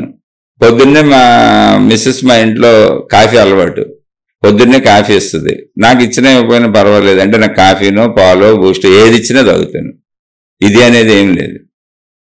తర్వాత 8:30-9 టిఫిన్ ఏదో మొక్కజొన్న పొత్తి ఉడకేసిస్తారు, ఏదో ఒక గ్లాస్ మజ్జిగ ఇస్తారా, చక్కగా తినేస్తాను. అయిపోయింది ఉదయం. మధ్యాహ్నం ఏం వండితే అవి సంపూర్ణంగా కడుపు నిండా తినేస్తాను. రైస్, కూరలు, పచ్చళ్ళు ఏముంటాయి. మళ్ళీ సాయంత్రం ఏదో ఫ్రూట్స్, 2 అరటిపళ్ళు, ఒక యాపిల్, తినేసి ఒక గ్లాస్ మజ్జిగేస్తారు, తాగి పడుకుంటాను, అంతే, అయిపోయింది, క్లోజ్. ఎందుకని నేను ఇంట్లోనే ఉంటున్నా, హాయిగా ఉంది, చక్కగా ఉంది. ఇప్పుడు ఇదంతా ఎందుకు చెబుతున్నానంటే, నా శక్తి నాకు అనుకూలంగా పనిచేసినప్పుడు నేను సుఖంగా ఉండాలి కదా. మరి నేను బయట తిరగట్లేదు, సినిమాలు చూడట్లేదు, షికారులు చూడట్లేదు, నాకు బాధ ఉంటుంది. మా అమ్మాయి ఎక్కడో చదువుకుంటుంది, మా అబ్బాయి ఎక్కడో చదువుకుంటున్నాడు, పిల్లలు గుర్తొస్తారు, అయ్యో పిల్లల దగ్గర ఉంటే బాగుండి అనిపిస్తుంది, అవన్నీ వస్తాయి. ఆ బాధలు అన్నీ ఉన్నాయి. నాకు జరిగిపోయిన విషయాలు గుర్తొస్తాయి, నా తల్లిదండ్రులు గుర్తొస్తారు, నా బంధువులు గుర్తొస్తారు, నేను మౌనం పెట్టుకున్నప్పుడు వదిలేసిన స్నేహితులు గుర్తొస్తారు, అందరూ గుర్తొస్తారు, అన్నీ గుర్తొస్తాయి. ఎన్ని గుర్తొచ్చినా అందులో సుఖాలు దుఃఖాలు, మనుషుల స్వరూపాలు అన్నీ చూశాను, స్వభావాలు అన్నీ చూశాను, డబ్బు లక్షణాలు చూశాను, అన్నీ వదిలేశాను. ఇంకా తెలిసి వదిలేసినాక మళ్ళీ ఇప్పుడు నువ్వు సక్రమంగా ఉంచుకోవాలిగా. అది నేను చెప్పేది. నన్ను నేను ఉంచుకోవాలి అంటే నీకు నువ్వే కదా ట్రై చేయాలి. అంటే ఏంటి, నీ జ్ఞానం నీకు అనుకూలంగా పనిచేయాలి. అందుకే ఈ సోదంతా చెబుతున్నా. నేనేదో పొడిసేసానని కదా, నేను మళ్ళీ ఎప్పుడు చెబుతున్నా, నేను చాలా సామాన్యుడిని. కానీ నేను మళ్ళీ మీకు ఆచరించి చెబుతున్నా. 3 సంవత్సరాలు సంపూర్ణంగా గడిచిపోయి 4వ సంవత్సరంలోకి వచ్చాను. ఏంటి, డబ్బు లేదు, డబ్బు సంపాదన అనేది వదిలేశాను, కీర్తి ప్రతిష్టలు లేవు, మనుషులు లేవు. మొట్టమొదటి 2 సంవత్సరాలు అయితే పని మనిషి కూడా లేరు మా ఇంట్లో. ఎందుకంటే నేను మాట్లాడట్లేదు, బయటకు వెళ్ళట్లేదు. పాత పని మనుషులు పనిచేసేవాళ్ళు మానేశారు. ఒక 2 సంవత్సరాలు అసలు మా మిస్సెస్ నేను పని చేసుకోలేక నానా బాధలు పడ్డాం. ఎందుకంటే మాకు తెలియదు పనులు చేయటం. ఇంతకుముందు మా దగ్గర 50 మంది పనిచేసేవాళ్ళు. అసలు అన్నిటికీ మనుషులే ఉండేవాళ్ళు. మంచినీళ్ళ గ్లాసుకి చెయ్యి ముందుకు పెట్టక్కర్లా, మంచినీళ్ళ గ్లాసు నా చెయ్యి ఎక్కడుంటే అక్కడికి వస్తుంది. ఉదాహరణకు చెప్పా. అటువంటిది ఒక్కసారి మేమే ఊడ్చుకొని, మేమే దులుపుకొని, మేమే చేయాలంటే మాకు జ్వరాలు కూడా వచ్చేసి నానా బాధలు పడేవాళ్ళు. ఒళ్ళు నొప్పులు, జ్వరాలు, ఇబ్బందులు, బాధలు. అయితే ఏంటంటే ఇంతలో మేలేంటంటే పిల్లలు చదువులకు కరెక్ట్గా అదే టైంలో పిల్లలు చదువులకు దూరంగా వెళ్ళిపోయారు. పిల్లలు దూరంగా ఉంటున్నారు. అసలు వాళ్ళకి నేనేం చేయక్కర్లా, నా భార్య నేను తొండుకు తింటే చాలు. కాకపోతే ఇల్లు ఉంది, అంత శుభ్రత అయ్యాన్ని. ఏదో బాధలు పడ్డాం. తర్వాత నిదానంగా పని మనుషులు వచ్చారు, ఇప్పుడు పని మనుషులు ఉన్నారు, అన్నీ సాగిపోతున్నాయి. అసలు ఏ గొడవ లేదు, ఏ ఇబ్బంది లేదు. అంటే ఏంటి, మానసికంగా శారీరకంగా అనారోగ్యాలు ఉన్నాయి, ఆర్థిక ఇబ్బందులు ఉన్నాయి, చాలా జాగ్రత్తగా వాడుకుంటాం. సామాజిక ఇబ్బందులు ఉన్నాయి. ఇప్పటికీ నేను మౌనం పెట్టుకున్నా, నన్ను గిల్లి గిచ్చి ఇసిరి నా మీద రాళ్ళేద్దామని ట్రైల్ చేస్తానే ఉన్నారు, జరుగుతూనే ఉంది. అన్నీ ఉన్నాయి. కానీ నాలో నా జ్ఞానం నాకు అనుకూలంగా పనిచేసినప్పుడు వాళ్ళని పట్టుకెళ్ళండి, నేను ఎందుకు దుఃఖపడతాను? దుఃఖపడకూడదు కదా అంటున్నా. ఈ పాయింట్ మీరు అర్థం చేసుకోగలిగితే మీరు ఎప్పుడూ ఆనందంగానే ఉంటారు. ఇంకొకళ్ళ వల్ల మీకు డిప్రెషన్ ఎందుకు? డబ్బు వల్ల మీకు డిప్రెషన్ ఎందుకు? మీ పనులు మీకు అనుకూలంగా ఉన్నప్పుడు ఉన్నదాంతో సంతృప్తిగా ఉండి మీరు మీ శరీరాన్ని సౌఖ్యంగా ఉంచుకోవాలిగా. అంటే ఏంటి, మీకు ఎప్పుడైనా సరే మీ శక్తులే మీకు వ్యతిరేకంగా పనిచేస్తున్నాయి అనే విషయాన్ని చెప్పదలిచాను నేను. అసలు చెప్పదలిచిన విషయం మీకు అర్థమవుతుందో లేదో మరి నేను సరిగ్గా చెప్పగలిగానో లేదు. మీ అంతరంగ జ్ఞాన శక్తులు, మీలో ఉన్న శక్తులు, మీ భావాలు, మీ ఆలోచనలు ఏమున్నాయో వాటిని ఇతరులతో, ఇతర విషయాలతో ముడిపెట్టుకొని మీ సొంత శక్తులే మీకు వ్యతిరేకం అవడం వల్ల మీకు డిప్రెషను, మీకు దుఃఖము, మీకు బాధ, మీకు అన్ని రకాల సమస్యలు వస్తున్నాయి. అన్ని రకాల అనారోగ్య సమస్యలు, శారీరక మానసిక అనారోగ్య సమస్యలు వస్తున్నాయి. ఇప్పుడు భర్త మంచోడు కాదు, ఓకే అనుకుందాం కాసేపు. కానీ ఆయనలో ఆయన కదా, నువ్వెందుకు ఆయన పట్టుకెళ్ళాడుతున్నావు? మంచోడు కాదని ఫిక్స్ అయిపోయి ఎలా బతకాలో చూడు. ఇప్పుడు ఎంతవరకు ఉండాలో చూడు. ఆ ఘర్షణ వచ్చే విషయాలు డిస్కస్ చేయబాక. కాదు వీళ్ళు ఇలాగే ఉంటారని ఫిక్స్ అయిపో. ఎందుకని అందరూ ఇలాగే ఉంటారు. ఇప్పుడు నిప్పు కాలుతుందని ఫిక్స్ అయినాక మనం పట్టుకోం ఇప్పుడు దాన్ని, కానీ వాడుకుంటాం. నిప్పు వాడకుండా అసలు ప్రపంచం నడవదు. ఇప్పుడు కరెంట్ ఉంది, ఏళ్ళు పెడితే దెబ్బ తగులుతుంది, షాక్ కొడితే పోతాం. అలానే కరెంటు వాడుకోకుండా భయపడిపోయి ఇళ్లలో చీకట్లో ఉంటారు. ఆ ప్రపంచం అంతా కరెంటు వాడుకుంటానే ఉంది. ఎలా వాడాలో తెలియాలి. అదే నీ అంతరంగం. ఇప్పుడు నేను చెప్పాను ఆయన మారడు, నేను చెప్పాను ఆవిడ మారదు, నేను చెప్పాను పిల్లలు మారరు, నేను చెప్పాను స్నేహితులు మారరు, నేను చెప్పాను వాళ్ళు అలాగే ఉంటారు. అప్పుడు నాకు నేను చెప్పుకొని నా శక్తులు నాకు పాజిటివ్గా పనిచేయాలి కదా. అప్పుడు నీకు నువ్వు చెప్పుకో, నీ శక్తులన్నీ నిన్ను బయట ప్రపంచం ఎలా ఉన్నా, బయట మనుషులు ఎలా ఉన్నా, నీ జీవన పరిస్థితులు ఎలా ఉన్నా నువ్వు దేన్ని బట్టుకు ఎలాడకూడదు. నీకు నువ్వు చెప్పుకొని నీ సొంత శక్తులు నీకు అనుకూలంగా పనిచేస్తున్నాయా లేదా చూసుకో. అది నేనే శీర్షికలో చెప్పదలిచిన విషయం. నువ్వు ఐడెంటిఫై చేయి నీ సొంత శక్తుల్ని. నువ్వు ఎవరు ఎన్ని చెప్పినా నువ్వు గ్రహిస్తుంది నీ కంటితో, నువ్వు గ్రహిస్తుంది నీ చెవితో, నువ్వు గ్రహిస్తుంది నీ ముక్కుతో, నువ్వు గ్రహిస్తుంది నీ శరీరంతో, నువ్వు గ్రహిస్తుంది, నువ్వు ఆలోచిస్తుంది నీ సొంత ఇంటెలిజెన్స్తో, నువ్వు లోపల భావించుకుంటుంది నీ భావాలతో. అవన్నీ నీ సరుకు. నీ సరుకుని బయట వాళ్ళు ఎవరో పొల్యూట్ చేశారంటే మా ఆవిడ పొల్యూట్ చేసేసిందండి, నా ఆలోచనలో విషం కలిపేసింది, అన్నంలో కలిపినట్టు చెబుతున్నావు నువ్వు. అలా నీ లోపలికి వచ్చి ఎవరు కెలకలేరు, కలపలేరు, నువ్వే కలిపేసుకుంటున్నావు. అంటే నీ శక్తులు నీకు వ్యతిరేకంగా పనిచేసేలా చేసుకుంటున్నావు. ఎందుకు ఇలా చేస్తున్నావు అంటే పారసైట్ అంటే ఏంటి? నేను నా భర్త మీద ఆధారపడి ఉన్నా, ఆయన నాకు అనుకూలంగా ఉంటే తప్ప నేను ఆనందంగా ఉండను, మా ఆవిడ నాకు అనుకూలంగా ఉంటే తప్ప నేను ఆనందంగా ఉండను, నాకు సరిపోయినంత డబ్బు ఉంటే తప్ప నేను ఆనందంగా ఉండను, నేను అనుకున్నవన్నీ జరిగితే తప్ప నేను ఆనందంగా ఉండను. ఇలా మొత్తం వస్తువులు విషయాలతో ముడిపెట్టుకొని నిన్ను నువ్వు లోపల విషపూరితం చేసుకున్నావు. అది కూడా నీ శక్తే, నీ భావమే. అంతే తప్ప నీ లోపలికి ఎవరో చేయిపెట్టినందుకు కెలకలేరు. ఇది నేను చెప్పదలిచింది.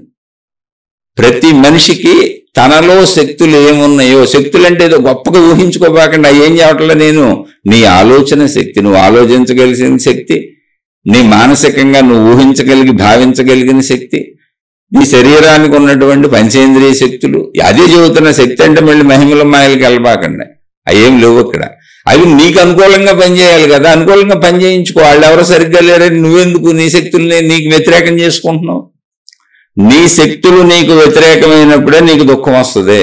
నీ జ్ఞానం నీకు వ్యతిరేకంగా పనిచేసినప్పుడే నీ శక్తులు నీకు వ్యతిరేకం అవుతాయి. కాబట్టి నీ సొంత శక్తులు, నీ సొంత జ్ఞానము అసలు నీకు అనుకూలంగా ఉందా వ్యతిరేకంగా ఉందా ముందు చూసుకో. అదే ఆధ్యాత్మికత నేర్పేది, ఆధ్యాత్మికత చెప్పేది. బయట నువ్వేమీ మార్చలేవు, బయట అసలు మార్చడానికి ఏం లేదు అక్కడ. ఎందుకని? ఎవరంతరంగంలోంచి వాళ్ళు పనిచేస్తున్నారు. నీకు వాళ్ళు ఎలా చెడుగా కనపడుతున్నారో వాళ్ళకి నువ్వు అలాగే చెడుగా కనపడతావు. సింపుల్ అంతే. నువ్వు వాళ్ళ వల్ల ఎలా బాధపడుతున్నావో నీ వల్ల వాళ్ళు అలాగే బాధపడుతున్నారు. సింపుల్ అంతే. చాలా సింపుల్ విషయాలు ఇవి.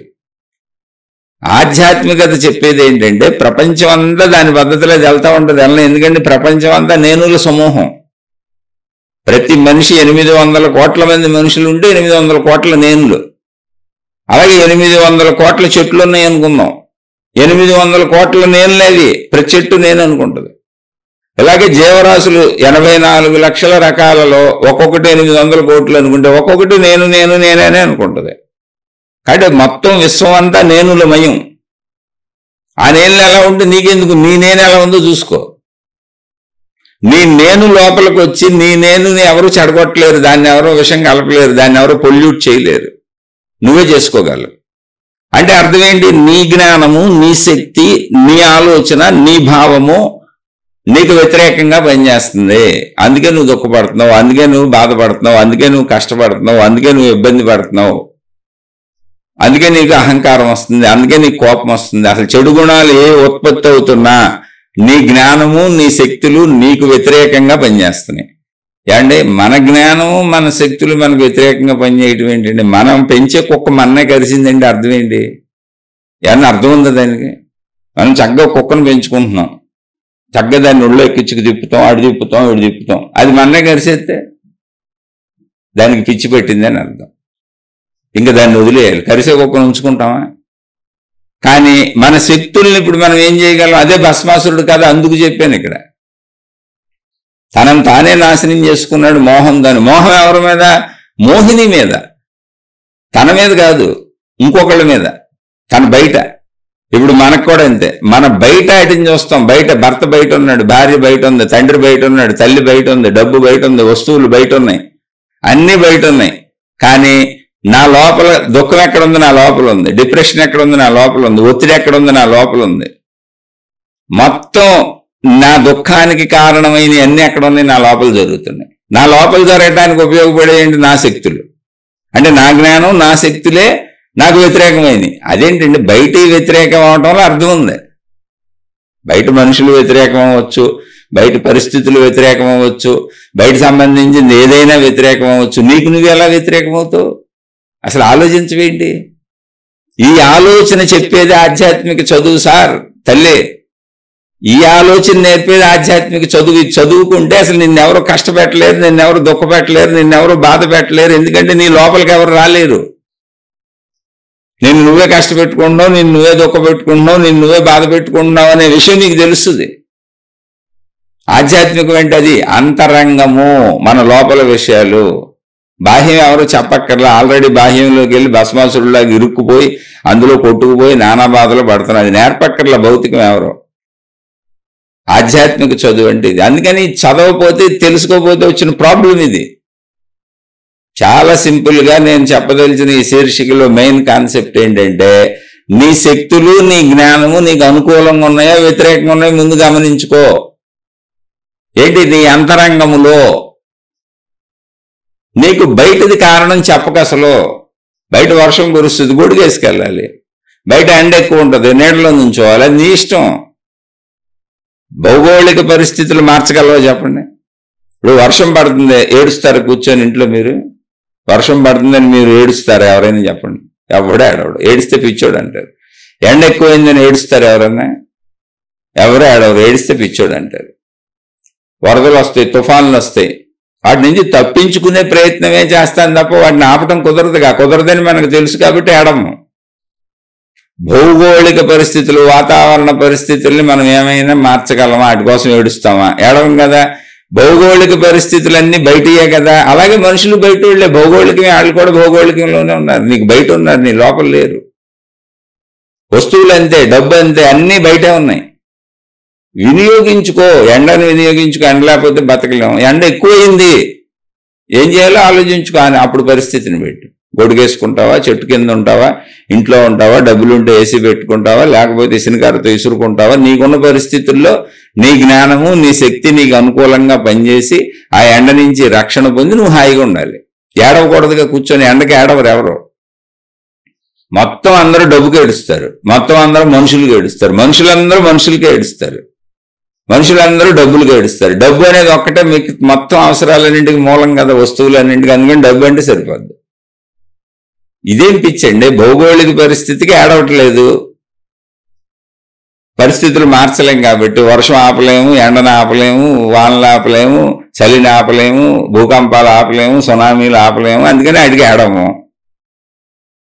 అవి జరిగితే కుదిరితే వాటి నుంచి అలా రక్షణ తప్పించుకుంటాం. ఆ ప్రయత్నం చేస్తాం, తెలివిని అలా వాడుకుంటాం. మనుషులకి అంతే కదా వాడాలి. నువ్వు ఎందుకు ఏడుస్తున్నావు?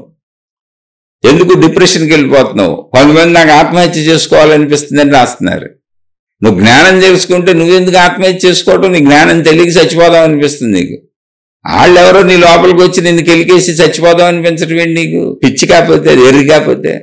ఎర్రిలో మామూలు ఎర్రి కాదు. భస్మాసురుడు అంటే ఇప్పుడు నేను నువ్వే చేయబెట్టుకొని ఆత్మహత్య చేసుకోవాలనుకుంటున్నావు. ఆత్మహత్యలు చేసుకుందాం అనుకున్నోళ్ళు, సూసైడ్లకి థాట్లకు వచ్చేవాళ్ళు, విపరీతమైన డిప్రెషన్లకు వెళ్ళిపోయేవాళ్ళు, మానసికమైనటువంటి ప్రాబ్లమ్స్కి లోనైపోయేవాళ్ళు అందరూ భస్మాసురులే పాపం. వాళ్ళని ఎత్తిన వాళ్లే చేయబెట్టుకుంటున్నారు. ప్రయత్నించగలరు, వరాలు పొందగలరు, కానీ మోహాల్లో పడిపోతుంటారు. మొత్తం ఈ ప్రయత్నాలు, ఈ వరాలన్నీ మోహాలకు వాడుకుంటుంటారు. తమ శక్తుల్ని తమకే వ్యతిరేకంగా వాడుకుంటుంటారు. అందుకని భస్మాసురుడుగా చెప్పాను.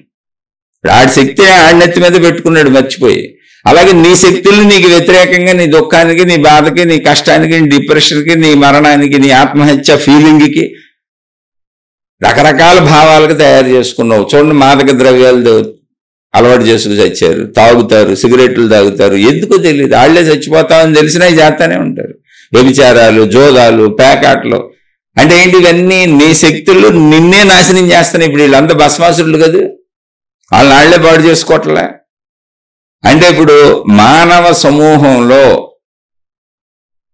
75% భస్మాసురులే ఉన్నారు. ఎందుకని వ్యసనాలు లేని వాళ్ళు ఎవరు చెప్పండి? డబ్బు పిచ్చి లేని వాడు ఎవరు చెప్పండి? చాలు, మిగిలినది లేదు. మేము చాలా మంచి వాళ్ళం, మాకు ఏ వ్యసనం లేదు. ఒక్క ఊరినే డబ్బు అవసరం కదండి. ఎంత అవసరం? ఎంత అవసరం? ఎక్కడ ఆగుద్ది నీ మనసు? ఈ మాట మీకు చెప్పే ముందు నేను డబ్బుల్ని వదిలేసి చూపించి అవుతున్నా. అలానే నన్ను నేను నిరూపించుకోవాలని అసలు అనుకోవట్లే. నేను సామాన్యుడిని ముందే చెబుతాను. నా అంతరంగంలోంచి ఒక్కోసారి మాట్లాడుతున్నప్పుడు ఫోర్స్గా వచ్చినప్పుడు అది వచ్చింది పొరపాటున, ఊరికిన విషయం అది వదిలేయండి. కానీ చెబుతున్నా, ఎంత అవసరం? అంత ఉందా దానికి? కీర్తి, ఎంత కీర్తి కావాలి? అంత ఉందా దానికి? వస్తువులు ఎన్ని కావాలి? అంత ఉందా? పోనీ ఎక్కడైనా అది అంత ఉందా చెప్పండి? అంటే ఏంటి? మనమే భస్మాసురులు. అంతులేని వాటి వెనకబడితే నీకు పిచ్చాక ఎక్కేది. నిన్ను పాడు చేసుకుంటున్నావు, నేనెత్తి నువ్వే చేయి పెట్టుకుంటున్నావు. భస్మాసుర జీవితం మనకొద్దు. భస్మాసుర జీవితాలు మనకొద్దు. అసలు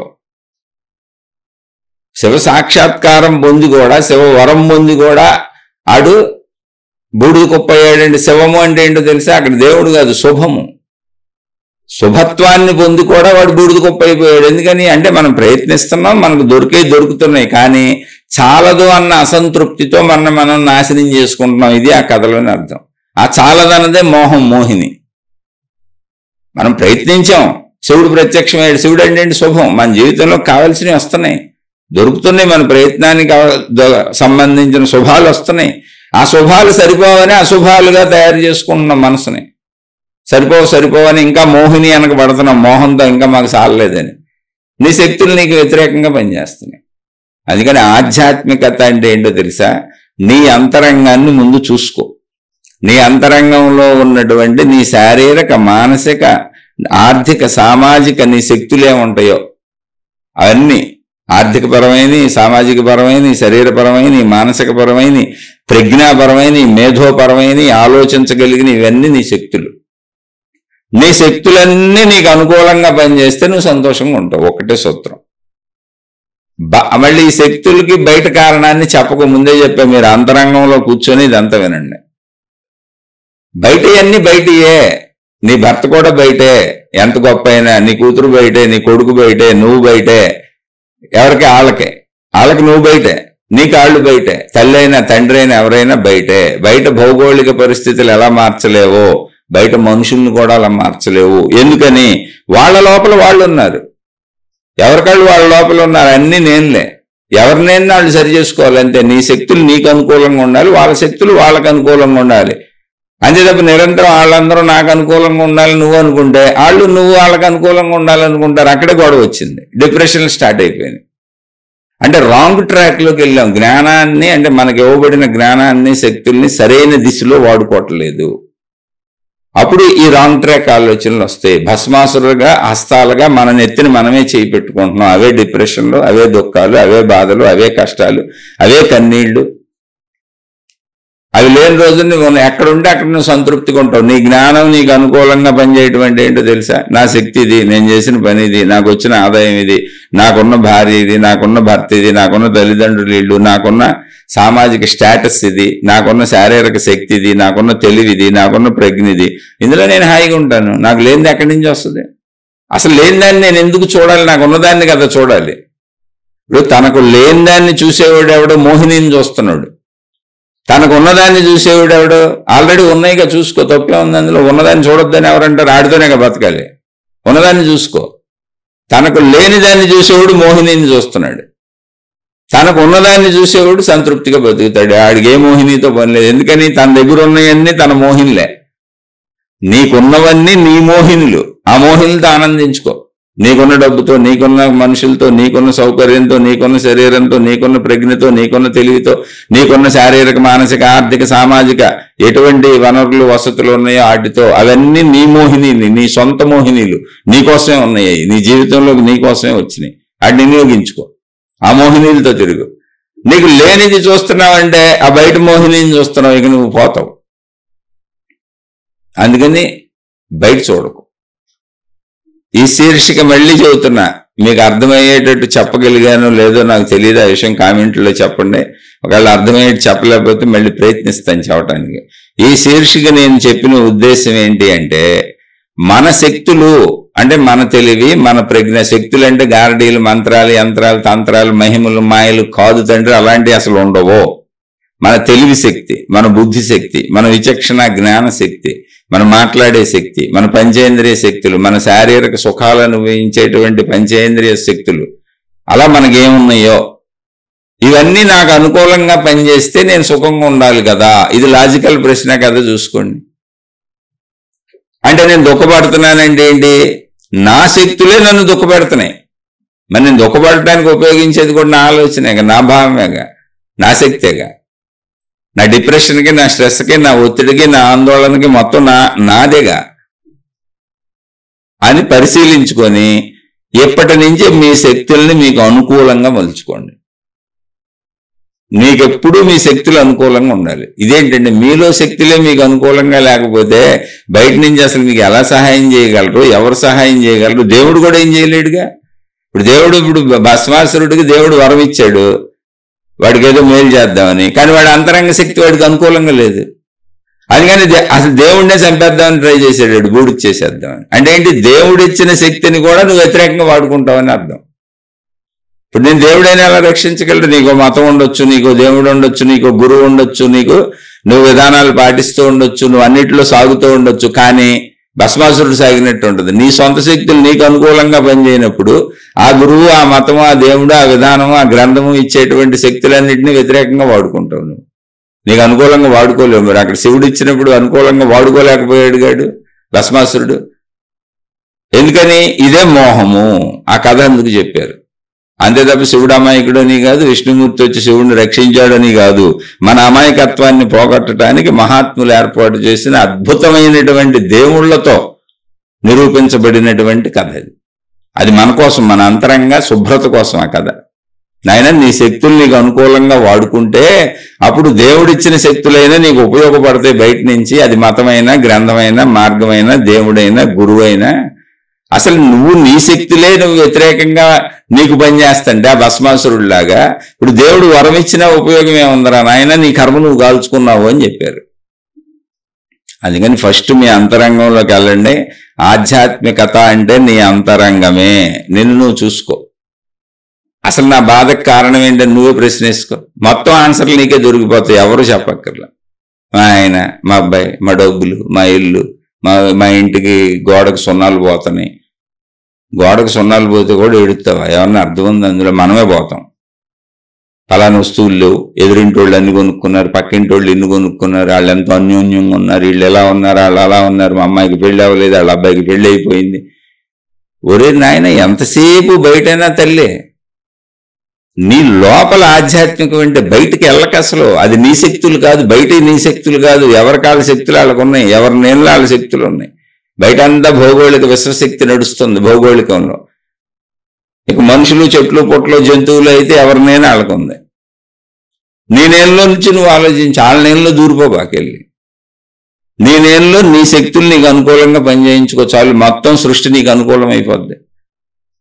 నిన్ను నువ్వే అనుకూలంగా మార్చుకోలేకపోతే, నీ సొంత శక్తులే నీకు అనుకూలంగా ఉండకపోతే నీకు దేవుడు సాయం చేసిన ఉపయోగం లేదని చెబుతున్నదే భస్మాసురు కథ. దేవుడే సాయం చేస్తే లేనప్పుడు ఇక మతం ఏంటి, గ్రంథం ఏంటి, గురువులు ఏంటి? ఎవరైనా సాయం చేసినా నీకేం ఉపయోగం ఉంటుంది? దాన్ని కూడా రివర్స్లో వాడుకుంటావు. ఎందుకని? నీకు ఎంత శక్తి అందిస్తున్నారో అంత శక్తితో దుఃఖపడటం నేర్చుకుంటావు, డిప్రెషన్కి వెళ్తాం నేర్చుకుంటావు, అంత శక్తితో నిన్ను నాశనం చేసుకుంటూ నేర్చుకుంటావు. అదే భస్మాసురు కథ. మళ్ళీ చెబుతున్నా, ఈ శీర్షికలో నేను సరిగా మీకు చెప్పగలిగానో లేదో ముగింపులో మళ్ళీ ఒకసారి చెబుతున్నా. మీ అంతరంగ శక్తులన్నీ, మీ శారీరక మానసిక శక్తులన్నీ, శక్తులంటే మాయలు మహిమలు కాదు తండ్రి. నువ్వు ఆలోచించగలిగిన సామర్థ్యం, నీ లోపల ఊహలు, నీ ఆలోచనలు, నీ పనితీరు, నీ మనసు పనితీరు, ఇవన్నీ నీకు అనుకూలంగా ఉండాలి. నిన్ను చక్కగా ఉంచాలి. వాళ్ళు ఎవరో అన్నారు, ఏదో అన్నారు, ఆ మనిషి అన్నాక అంటాడు, మనకెందుకు వదిలే, నేనైతే బాధపడకూడదు. ఆడెవడో అంటే నేను బాధపడతాం ఏంటి? వాళ్ళు అలా చేస్తే నేను బాధపడతాం ఏంటి? వీళ్ళు ఎలా ఉంటే నేను బాధపడతాం ఏంటి? నన్ను ఎందుకు నేను స్ట్రెస్కి, ఒత్తిడికి గురి చేసుకుంటున్నాను? అసలు నాకు ఎందుకు ఇన్ని పిచ్చి పిచ్చి కోరికలు, ఎన్ని వేళకి తిని హాయిగా ఉండి ఉందాంతో సంతృప్తిగా ఉండాలి కదా అని నీ శక్తి నీకు చెప్పాలి. చెప్పకపోతే ఇప్పుడు నుంచి నువ్వు నీ శక్తికి చెప్పు. ఎందుకంటే అది ఆల్రెడీ వంకర మార్గంలోకి వెళ్ళిపోయింది కదా, దాన్ని సరి చేసుకో. అదే ఆధ్యాత్మికత. ఏంటి సరి చేయడానికి ఏమి లేదు, నువ్వు చెప్పుకోవటమే. సంతృప్తిగా ఉండు, ఆనందంగా ఉండు, హాయిగా ఉండు, సంతోషంగా ఉండు అని దానికి చెప్పు. అలాంటి మంచి కథలు విను. నీకు అలాంటివి కావాలంటే గౌతమ బుద్ధుడి చరిత్రలో బోల్డ్ దొరుకుతాయి, ఓ రమణ మహర్షి చరిత్రలో బోల్డ్ దొరుకుతాయి. ఎందుకో తెలుసా? వాళ్ళని ఎంతమంది ఎన్ని రకాలుగా హింసించినా వాళ్ళు హింసకు లోనవల, వాళ్ళు ఎప్పుడు హాయిగా చిరునవ్వుతూ ఉన్నారు. అలాంటి చరిత్రలు చదువు. మహిమలు, మాయలు, గారడీలు, మంత్రాలు, యంత్రాలు, తంత్రాలు ఇలాంటివి చదివావు అనుకో, నన్ను ఎవడో వచ్చి కాపాడుతాడని గుమ్మంలో ఎదురు చూస్తూ ఉంటావు రోజు. ఎప్పటికీ నిన్ను ఎవడు కాపాడు, ఎవడు రాడు. ఎందుకో తెలుసా? అసలు కాపాడేవాడు ఎవడున్నాడు? నీలో ఉన్న ప్రాణశక్తి, అనంత ఆత్మశక్తి. అది చవటం కోసం వ్యవస్థ ఏర్పాటు చేశారు, దైవీ వ్యవస్థ. అందుకని ముందు ఈ శీర్షిక ఉద్దేశం ఏంటంటే, నీ జ్ఞానశక్తి, నీ శక్తులు నీకు అనుకూలంగా ఉన్నాయా లేదా చూసుకో. నీకు అనుకూలంగా లేకపోతే అన్నింటినీ అనుకూలంగా ఉండమని రోజు వాటికి చెప్తూ ఉండు. వ్యతిరేకతలోకి వెళ్ళకండి అని. బయట వాళ్ళు మనకు వ్యతిరేకంగా ఉన్నా తప్పు లేదు, నాకు నేను వ్యతిరేకంగా ఉండటం ఏంటి?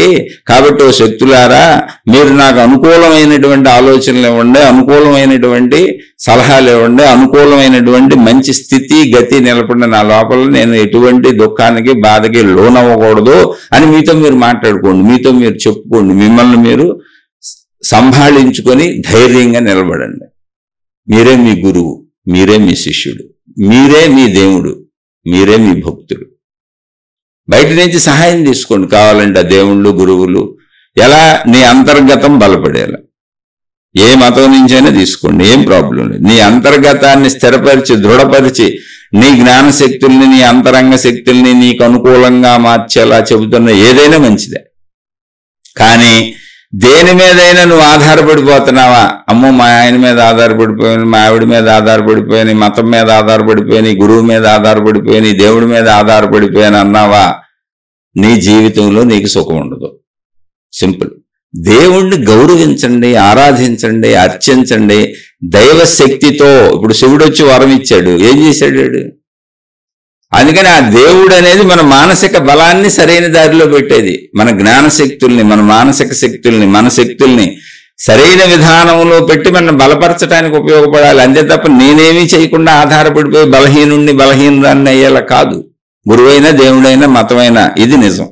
కావాలంటే ఎవరినన్నా పెద్దల్ని అడిగి చూడండి. నిజమైన వాళ్ళు ఉంటే సత్యం చెబుతారు మీకు, లేకపోతే ఆధారపడిపోండి అని చెబుతారు. అది మీ ఇష్టం, మీరు నిర్ణయించుకోండి. కానీ మీ మీద మీరు నిలబడటానికి మిగిలినన్ని మీకు సహకరించిన రోజున మీ జీవితం అద్భుతంగా ఉంటుంది. చక్కగా మీ శక్తులన్నీ మీకు అనుకూలంగా ఉపయోగించుకోండి. ఉన్నాయా లేదా పరిశీలించుకోండి. శుభమస్తు. మరలా మరొక కొత్త శీర్షికతో కలుసుకుందాం. మీ అభిప్రాయాలను కామెంట్ల రూపంలో తెలియచేయండి.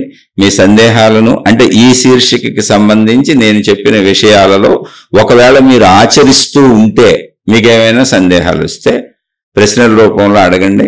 ఆచరించని వాళ్ళు, చెప్పేవాడు బొక్కలు ఎతుకుదామని చూసేవాళ్ళు, లేదా ఆ గ్రంథాల్లో అలా ఉంది, ఈ గ్రంథాల్లో ఇలా ఉంది, ఆ దేవుడు అలా చెప్పాడు, ఈ గురువు ఇలా చెప్పాడు, మా గురువు ఇలా చెప్పాడు, మా దేవుడు ఎలా చెప్పాడు, మీరు ఎలా చెబుతున్నారేంటని ప్రశ్నించేవాళ్ళు ఎవరైనా ఒకళ్ళు ప్రశ్నించదలిస్తే మీ పాదాలకో నమస్కారం, మీ గురువులకో నమస్కారం, మీ దేవుళ్ళకో నమస్కారం, మీ మతాలకో నమస్కారం, మొత్తంగా మీకు సంబంధించిన అందరి పాదాలకే నమస్కారం. నేను చాలా సామాన్యుణ్ణి.